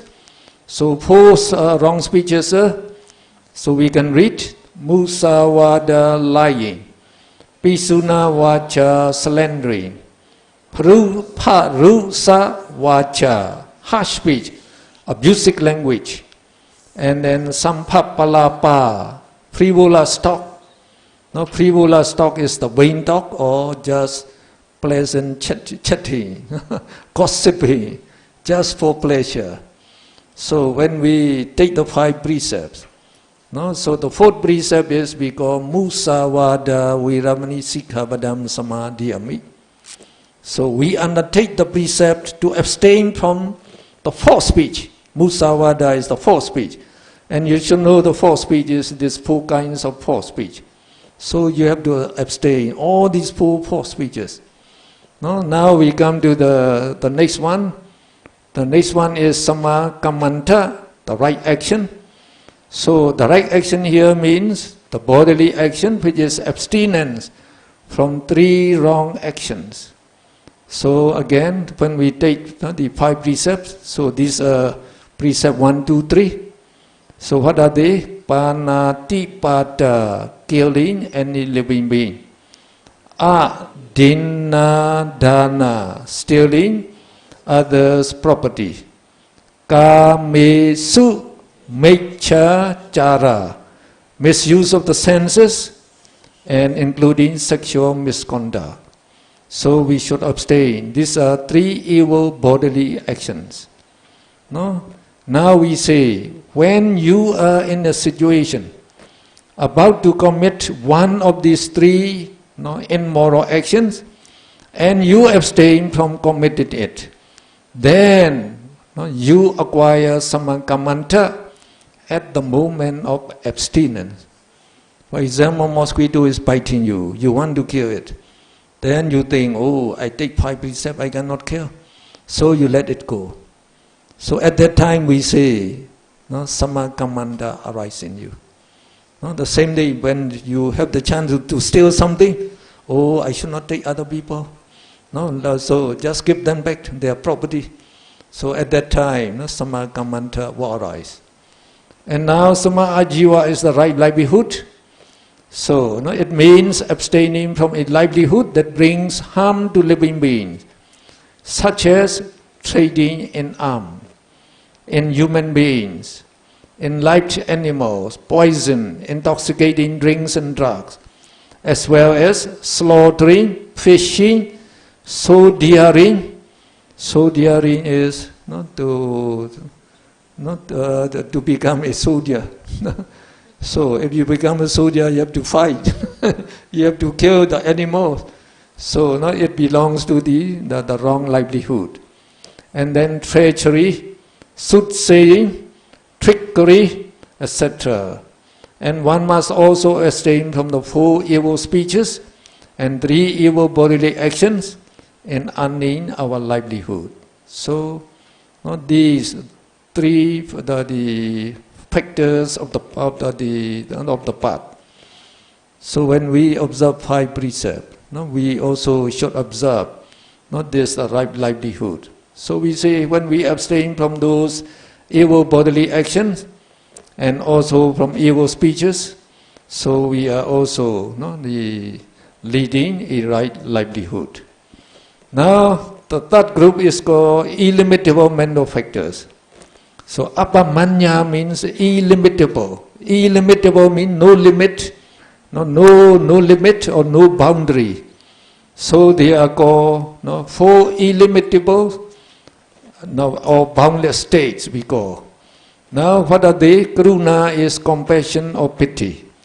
Mudita is sympathetic joy, to feel glad to see others' success. Now there are actually 4 illimitables or boundless states. To mention them in the order they are usually practiced in meditation, they are metta, loving kindness, karuna, compassion, mudita, sympathetic joy, and upekha, equanimity. So it has been described above that metta is included in adosa and upekha is included in tatra majjhatata. So we have already described the loving kindness, metta, and the upekha, which means tatra majjhatata. So only the remaining 2 are not described here. Now in practicing any one of these 4 illimitables, we may concentrate our attention on a single person or on all the living beings in the whole world. So they are named illimitables or boundless states. So when you radiate loving kindness, you can radiate only to one person, to your teacher, to your mother, to your father, etc. So, and also you can also radiate loving kindness to all living beings. So when we say to all living beings, it is unlimited. So we call it illimitable or boundless state. The same thing. Now, when you practice the compassion, mudita, sympathetic joy, and equanimity, the same thing you can concentrate on one person or all the living beings. All the living beings. Now, in practicing loving kindness, we meditate. May all living beings be happy and well. And cultivating compassion, we meditate. May all miserable beings be free from miseries. And for exercising mudita, we rejoice on the prosperity of beings and meditate. May their gain be with them for a long time. May their gain last for a long time. May their gain be with them for a long time. And in practicing upekha, we maintain a balanced mind and meditate. All beings are as they are conditioned by their karma. So anyone who is pervading the whole world with loving kindness or compassion, or sympathetic joy, or equanimity, up to the jhana state. If you can develop up to the jhana, it's said to live in the sublime abode, or Brahma abode. So the four illimitables are also known as Brahma Vihara, that is sublime modes of living, living like the Brahma. So we can live like the Brahma if you want to. No, so, and actually, like in our Pa-Auk center.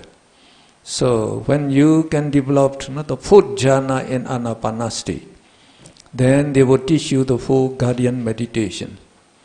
So among the four guardian meditation, number one is loving kindness. No, so when they teach you here loving kindness, they will teach you until you attain the third jhana. Now, when you already attain the fourth jhana in Anapanasati, so it is not difficult not to develop up to the third jhana in radiating loving kindness. So now when you have the fourth jhana, we say you attain photographic memory. Photographic memory. You close your eye, you try to visualize your teacher. No, so your teacher will appear in front of you. No, will appear in front of you. And then you can just see him very well and try to see him in a very, very happy state. And then you radiate loving kindness to him. So as you already attain the fourth jhana, and you base on the fourth jhana to develop loving kindness, so very soon you can develop the third jhana. So if you can develop the third jhana and just the radiate loving kindness, so we say you are living like the Brahma.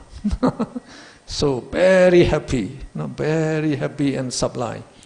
And your loving kindness will become very, very powerful and active. Very powerful and active. So it's good to live there, to live like that. So now we go to the next, so the rest is not important. So the last mental factor is wisdom or knowledge. We call Panyendriya. So Panyendriya is a combination of Panya and Indriya. So Panya means wisdom or insight. Indriya means controlling faculty. Panyendriya has the control over the understanding of things as they really are. That is, in the light of nature, impermanence, dukkha, suffering, and anatta, non-self. Now, because it overcomes ignorance, it is also called moha.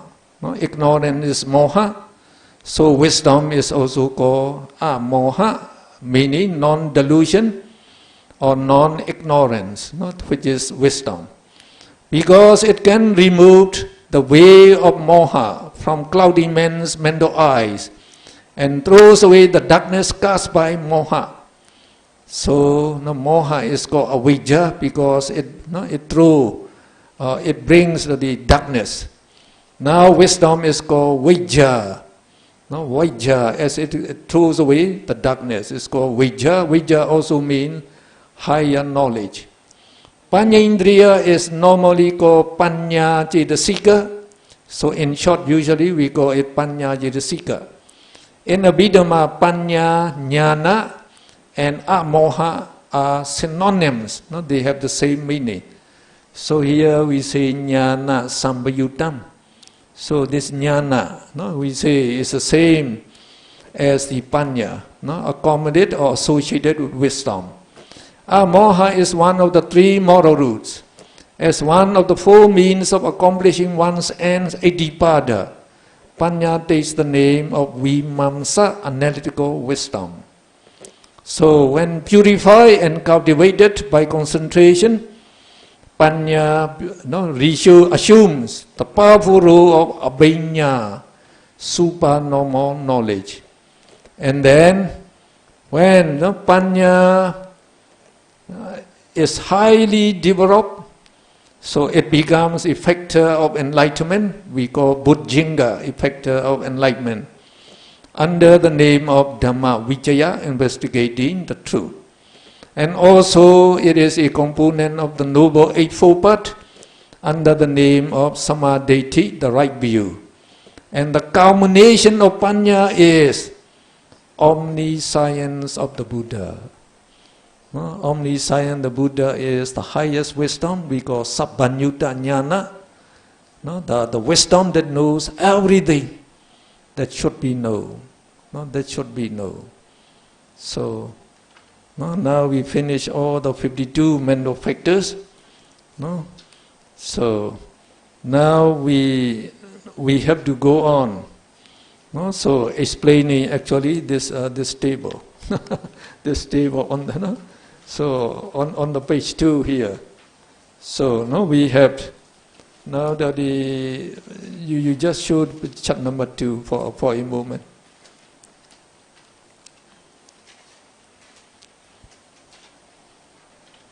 So it's very good not to know these the mental factors, because they are our good qualities and bad qualities. Those immoral mental factors are our bad qualities, and then the beautiful mental factors are our good qualities, and the neutral mental factors we can also use this for the good purposes. We call they are our essential qualities. We need them to know, like the sense objects. We need them. So if we know all these, so the mind is a combination of consciousness and mental factors. So the power of the property of the mind is the property of these mental factors actually. The property of consciousness and mental factors.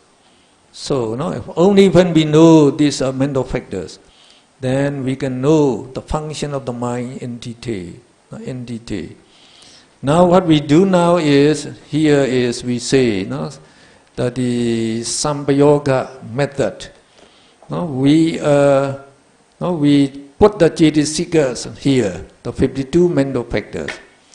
And now we are going to see which Cetas associate with each mental factor. So for each mental factor, we have to find out the Ceta with which it associates with. So these are the consciousness that we study here.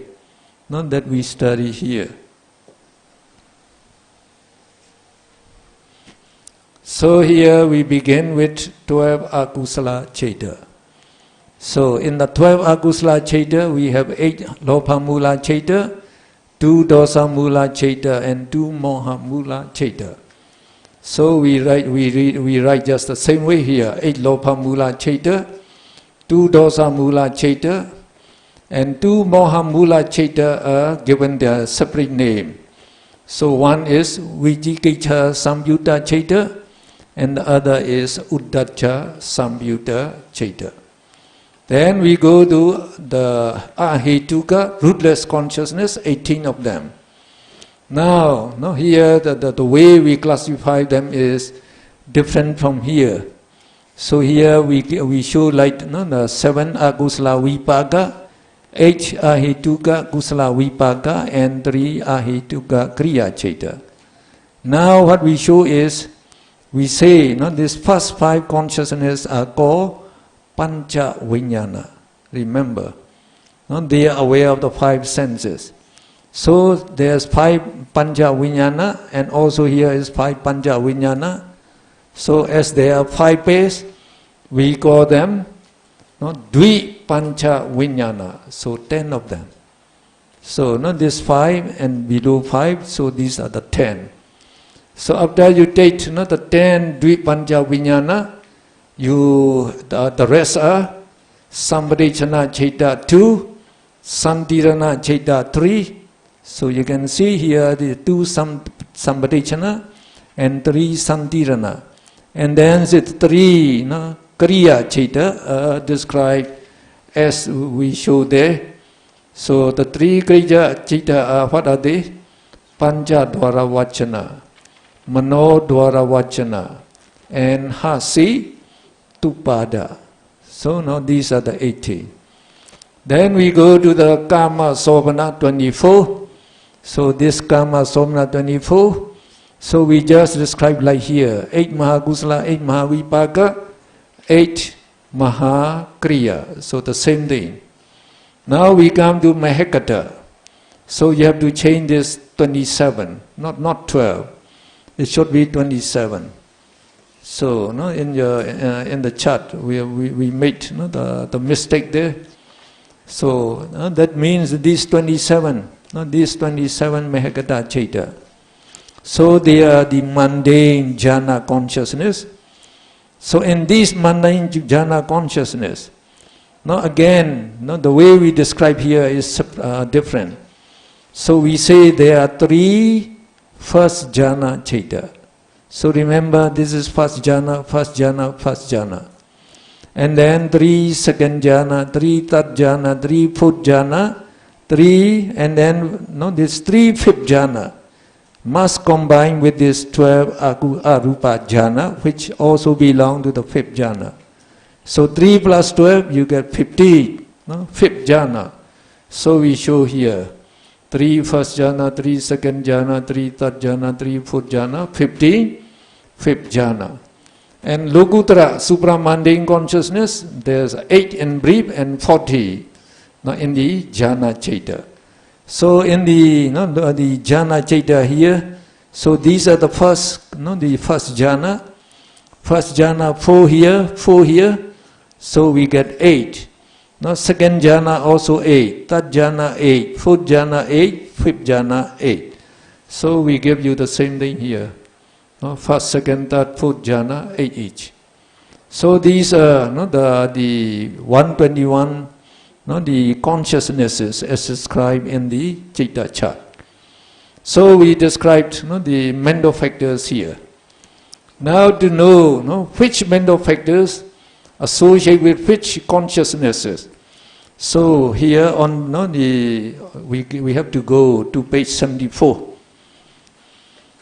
To page 74, beautiful essential mental factor. No, not 74. It is 82. No, page 82. So association of each mental factor with different consciousness. So here, this is the topic we have. Association of each mental factor with different consciousness. We give you the general rule first. You should know this the general rules to guide you how to find the answer. So we say the 7 essential mental factors. Sabbajaita sadharana. They associate with all consciousness. So it should be easy for you if you know this. And the 6 particular mental factors, pakinaga. They associate with certain sobhana chaita and certain asobhana chaita. So they associate only with those particular chaitas with which that they should associate. Now number 3, the 14 immoral mental factors. They associate only with immoral consciousnesses. So they immoral consciousness is only this 12. So they associate only with this 12 immoral consciousness. They don't associate with the remaining citta. And then we go to the next one. The 4 akusala sadharana, that is the moha group, they associate with all immoral citta. With all immoral citta. The 9 sobhana sadharana associate with all sobhana citta. So those beautiful mental factors, 19 of them. And then the remaining 6, the beautiful mental factors, they associate only with beautiful minds. So now for the detailed survey, we go to this, to that chart. So now this is the reading of the chart, not the chart that is given to you. So the first one we read. The first line, the first line of the chart given to you, the chart number 2. So we say the 7 sabba chaita sadharana associate with all chaita. So there you can see it associate with 89 chaita in brief and 121 Chaitas in the broad method, with all the Chaita. No? Now when you come to Vitaka, you should know the meaning of Vitaka. We say the Vitaka applies the mind to various sense objects. Applies the mind to various sense objects. No? And it is also a jhana factor, you should know that. So Vitaka, no? So as a jhana factor, no? It will associate only with the first jhana. So no? In the second jhana, we eliminate Vitaka. So no? Among these consciousnesses, no? We say, so up to this Kama Vajara Chaita, 54 Chaita, no? They are not jhana Chaita. So when you come to this, no, Mahagata jhana, they are the jhana Chaita, these are. And then these are also the jhana Chaita. So in this jhana Chaita, no, the Vitaka will associate only with the first, no, jhana Chaita, or jhana. Now in the case of the Kama Vajara Chaita, no, so we say here, Vitaka associate with 55 Chaitas, comprising 44 Kama Chaita, the 10 Dvipancha Vinyanas being accepted, and 11 first Jhana Chaita. So there are 11 first Jhana Chaita, so we can go to the chat number 2. No? Jaco, you show chat number 2.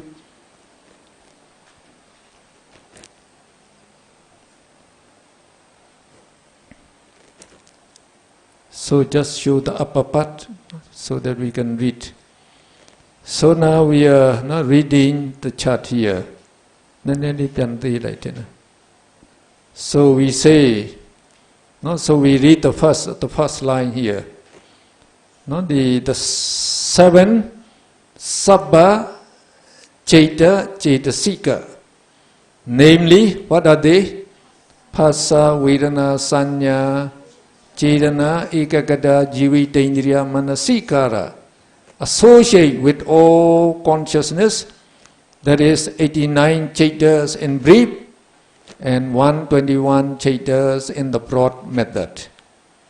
Now we say Vitaka. No, Vitaka. No, it associates, so among the 54 Kama Vajara Chaita. Not it associates with 44 Kama Vajara Chaitas. So we exclude this 10 Dvipancha Vinyana. So if you subtract this 10 from 54, you get 44. Now why do we exclude this 10 Dvipancha Vinyana? No, that means Vitaka do not arise in these 10 Dvipancha Vinyana. They do not arise. Now why don't they arise? So now you remember the example I gave about striking image. No? So when a visible object strikes the eye, so we say eye consciousness arises at the striking point. No? When you strike it, the fire arises at the striking point. No? The same thing. Yesterday I tell you, when visible object strikes the eye consciousness arises at the striking point. At the striking point means in the eye, it strikes in the eye. So when eye consciousness arises, it will be accompanied with these 7, the essential mental factors. Because these 7 essential mental factors, they associate with all consciousness, we say. So when eye consciousness arises, it cannot arise alone. It arises together with 7 essential consciousnesses. And among these phassa also makes the contact between eye consciousness and the visible object. So I say eye consciousness arises at the striking point where the visible object strikes the eye door. So there, the eye consciousness and visible object, they are together, and phassa makes the contact between them.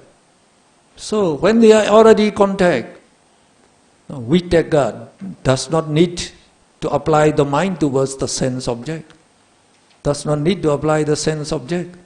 And that's why in this eye consciousness, ear consciousness, nose consciousness, tongue consciousness, body consciousness, there is 10 Dvipancha Vinyana. So you don't need Vitaka. You understand now? No? So we say, no? So we subtract this 10 Dvipanja Vijnana. So you get 44 Kama Chaita with the exception of 10 Dvipanja Vijnana. Now these are Jhana Chaita, as I told you. No? These are mundane Jhana Chaita, this is Lokuttara Jhana Chaita. So Vitaka associate only with the first jhana. So 3 here, 8 here, so to go all together, 11 first jhana. 11 plus 44, you get 55. No? So we read again. Vitaka associates with 55 chaitas, namely 44, no, up to here, 44 Kama, no, Kama Vajra chaita, with the exception of 10 Dvipanja Vijnana, plus 11 first jhana chaita. So when you know the Vitaka, no, Vichara become easy. So Vichara is the follower of Vitaka. So Vichara associate with all these 55 chaita that associate with Vitaka. Now Vichara is also a jhana factor. No, so it associates up to the second jhana. No, up to the second jhana. So associated with the second jhana, you also add, no, the 11 second jhana. So remember, there are 11 first jhana, 11 second jhana, 11 third jhana, 11 fourth jhana, and 15 fifth jhana. No, 15 plus 8 here is 23. No, fifth jhana. So now you just add 11. No, 11 second jhana, you just add on, you get 66. So how would you read? Vichara associates with 66 chaita, namely 44 Kama Vajra chaita with the exception of 10 Dvipanja Vijnana, plus 11 first jhana chaita and 11 second jhana chaita. So now you get it. Now try to get another more. Adhimokha, no, it makes the determination whether the sense object is good or bad, we say. And Adhimokha, no, opposes Vijikiccha, remember. No, Vijikiccha is having doubt, no, about the Buddha, the Dhamma. If you have doubt, no, so you don't understand very well when you have doubt. You don't know whether it's good or bad, so you cannot decide whether it's good or bad. So we say, no, that the Vijikiccha, or this Adhimokha, do not arise in Vijikiccha Samyutta Chaita. And also in the 10 Dvipanja Vijnana. So this 10 Dvipanja Vijnana, no, when the sense object strikes the eye door, eye consciousness arises just for a moment, no, one a short moment. So it sees the object, but it does not know the object, no, in detail yet. It does not know whether the sense object is good or bad.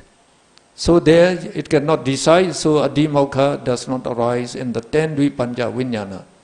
So you are subtracting 11 chaita, no? So the Vijikiccha plus 10 Dvipanja Vijnana, 11. From the total number, 89, 121, how many you get? If you subtract 11 here, you get 78. If you subtract 11 here, you get 110. So if they are the jhana factor, you have to say only the broad method, because we are to consider only the 40 Lokuttara jhana chaita.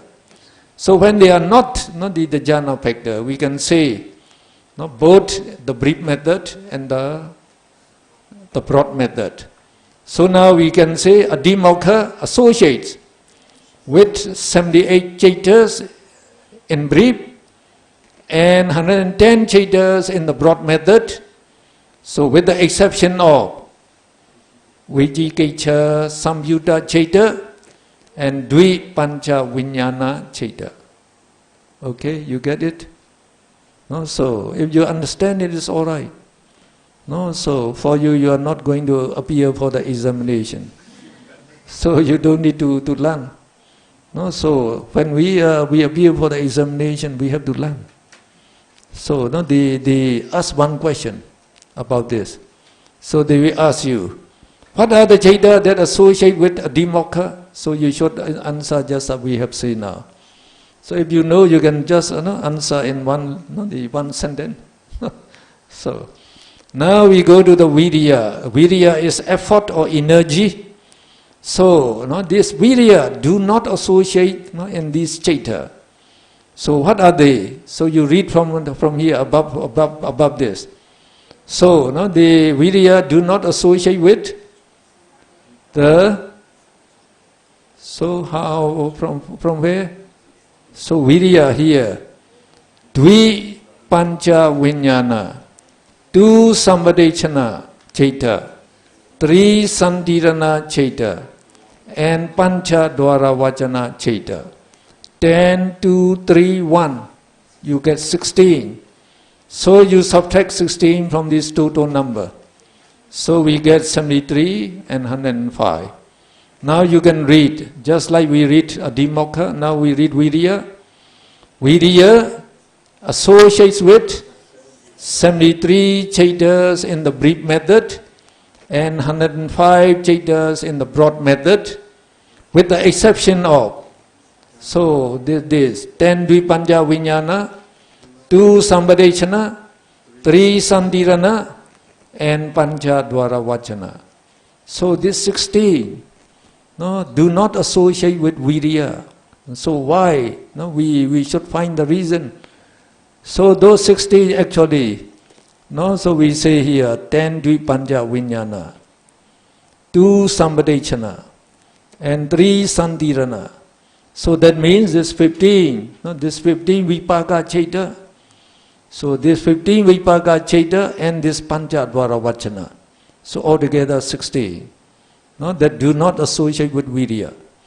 Now these Vipaka Cheta, they arise by the force of the karma. So when we come in contact with unpleasant sense objects, so these eye consciousness, ear consciousness, and receiving consciousness, investigating consciousness, they arise automatically without our effort. Without our effort, so that means virya need not associate with this Vipaka Cheta. The same thing when we are in contact with pleasant sense object, it is the result of past kusala karma, so this Vipaka Cheta arise automatically. So the virya do not associate with them. And Pancha Dwara Vachana is functional consciousness. So it also functions, its duty, its work automatically. So as a sense object arises in the 5 sense door, so it takes notice. It's just going around. So it takes notice by itself. We don't know the sense object arises there. So there is no effort from us. Only the Pancha Dwara Vachana take notice of that. So no effort. Okay, and that's why these 16 we exclude. Now we come to piti. Piti is joy or interest or rapture. So it will associate in somanasa cheta. The somanasa cheta, like the somanasa. When we say you have somanasa sakatam, the accompanied by pleasant mental feeling or joy. So when you have pleasant mental feeling, you also have joy. So pleasant mental feeling or joy, we say. So you have to mention these somanasa cheta. You try to find somanasa cheta. And then BT is also a jhana factor. So it associates up to the third jhana. So among the jhana cheta, it will associate only up to the third jhana. So now, what are those cheta that will associate with the piti? So we begin from here. 4 lopa mula somanasa cheta. And then from here you get 1 santirana somanasa cheta and 1 hasitupada cheta. And now here is 4, 4, 4. So you can say collectively 12. Then you have to use this word. 12 kama sobana somanasa cheta. And then you go to the jhana cheta. So only the first jhana we say. So there are 11 first jhana, 11 second jhana, 11 tat jhana. So altogether you get 51. So now we can read from here. Piti, no, associates with 51, no, chaitas, namely, now what are they? So here, no, you say 4 lopa mula somanasa chaita. No, the B should not be present, just SO, somanasa chaita. And then just like here, santirana, 1 santirana, somanasa chaita. And 1 hasi, tupada chaita. And then this we say kama sobana, 12, no? 12 kama sobana, somanasa chaita. No, it should not be SOBA, it should be just SO, no? Somanasa chaita. So these are among the kama chaita. These are the jhana chaita. So we say it was associated with 11 first jhana chaita, 11 second jhana chaita, and 11 third jhana chaita. So altogether you get 51. Okay. So we put up. Okay, now the next one is chanda. So we say chanda, the wish or the will, does not associate with the 2 moha mula chaita. So the 2 moha mula chaitas, they are vijikiccha, having doubt. If you are having doubt, no, you don't know whether it is good or bad, so you don't have any wish not to get it. And uddaja is restless. So when your mind is restless, you don't know whether it is good or bad, so you don't develop the wish or the chanda. And then all these, the 18 rootless consciousness do not associate with chanda also. So that means this 18, this 18 rootless consciousness. So we say, these 15 vipaka chaita, they arise, they automatically, by the force of the past karma. When you come in contact, with the unpleasant sense object, so akusala, the vipaka chaita will arise automatically. And then when you are in contact with pleasant sense object, that kusala vipaka chaita will arise automatically by the power of the past karma. So as they developed automatically, they don't need your wish. They don't need your wish or will. Whether you wish or you wish it not, it doesn't matter, it will arise. They will arise. And then these 3 ahituka, they are functional chaita. We say they arise when they should not perform their function. They arise without any our wish or willing. So like the Pancha Dwara Vajana, we say it automatically take notice of the sense object that arise in the 5 sense door. And the same thing, Pancha Dwara, the Mano Dwara Vajana, they also take notice of the sense object automatically that arise in the mind door. So we say in our hearts, this hasitupada arise when they don't take any notice. So when just like the Buddha, when he saw that female pig, little pig, so he smiled immediately. So that meaning would be this hasitupada, the chaita at that time. So this 18 and the 2 mohamula chaita, we say 2 plus 18, 20. So you subtract 20 from this total number, so you get 69 and 181. So what do you read? Chanda associates with 69 chaitas in the brief method. The brief method means the vipassana yanika way, and the broad method is the samatha yanika way. So 101 chaitas in the broad method, with the exception of 2 moha mula chaita and the 18 rootless consciousnesses. So now we finish this anya samana. So it's all right. Can you read one more? Once more, or you don't want to read?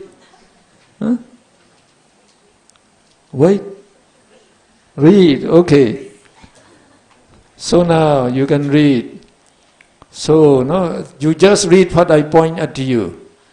So we say, the 7 Sabba Chaita Sadharana Chaitasikas, namely Phassa, Vedana, Sanya, Chetana, Ekagata, Jivitendriya, Manasikara associates with 89 chaitas in the brief method and 121 chaitas in the broad method.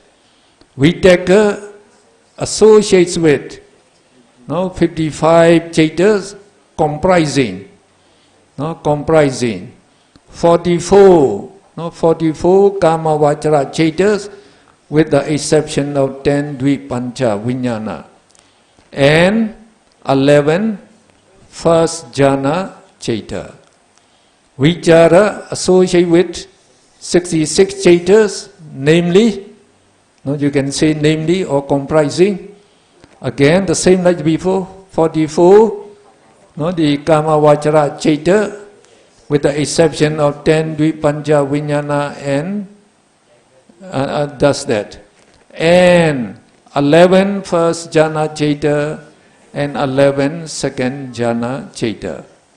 Now we come to Adhimokha, associates with 78 chaitas in the brief method and 110 chaita in the broad method, with the exception of Vijikecha Samyutta chaita and 10 Dvipancha Vijnana chaita. Virya, effort, associates with 73 chaitas in the brief method, 105 chaitas in the broad method, with the exception of, from here to here, 10 Dvipancha Vijnana, 2 Sampadechana, 3 Sandirana, and Pancha Dwara Vachana chaita.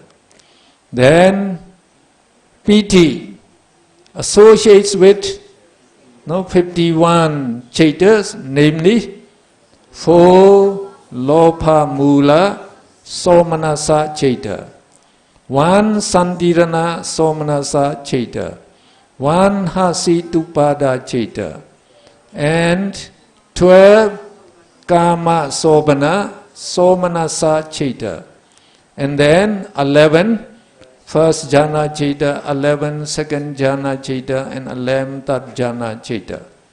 And Chanda associate with 69 chaita in the brief method, 101 chaita in the broad method, with the exception of 2 Moha Mula chaitas and 18 rootless consciousnesses. Well, sadhu. So we get to this. So we say prayers now.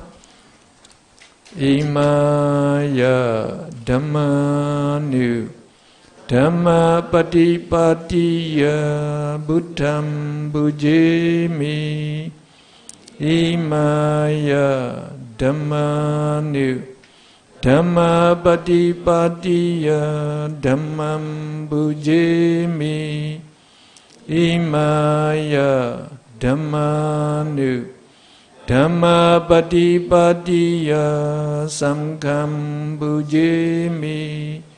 With our holy practice, which is in accord with the 9 supramundane Dhamma, we pay obeisance to the Buddha, the Dhamma, and the Sangha. Idam me punyam asvekaya vaham hatu. May these merits of mine lead me to the extinction of all defilements. Idam me punyam nibbanasa paccaya hatu. May these merits of mine be conducive to my attainment of Nibbana. Imam no punya bhagam sabba saddhanam dema. Imam no punya bhagam sabba saddhanam dema.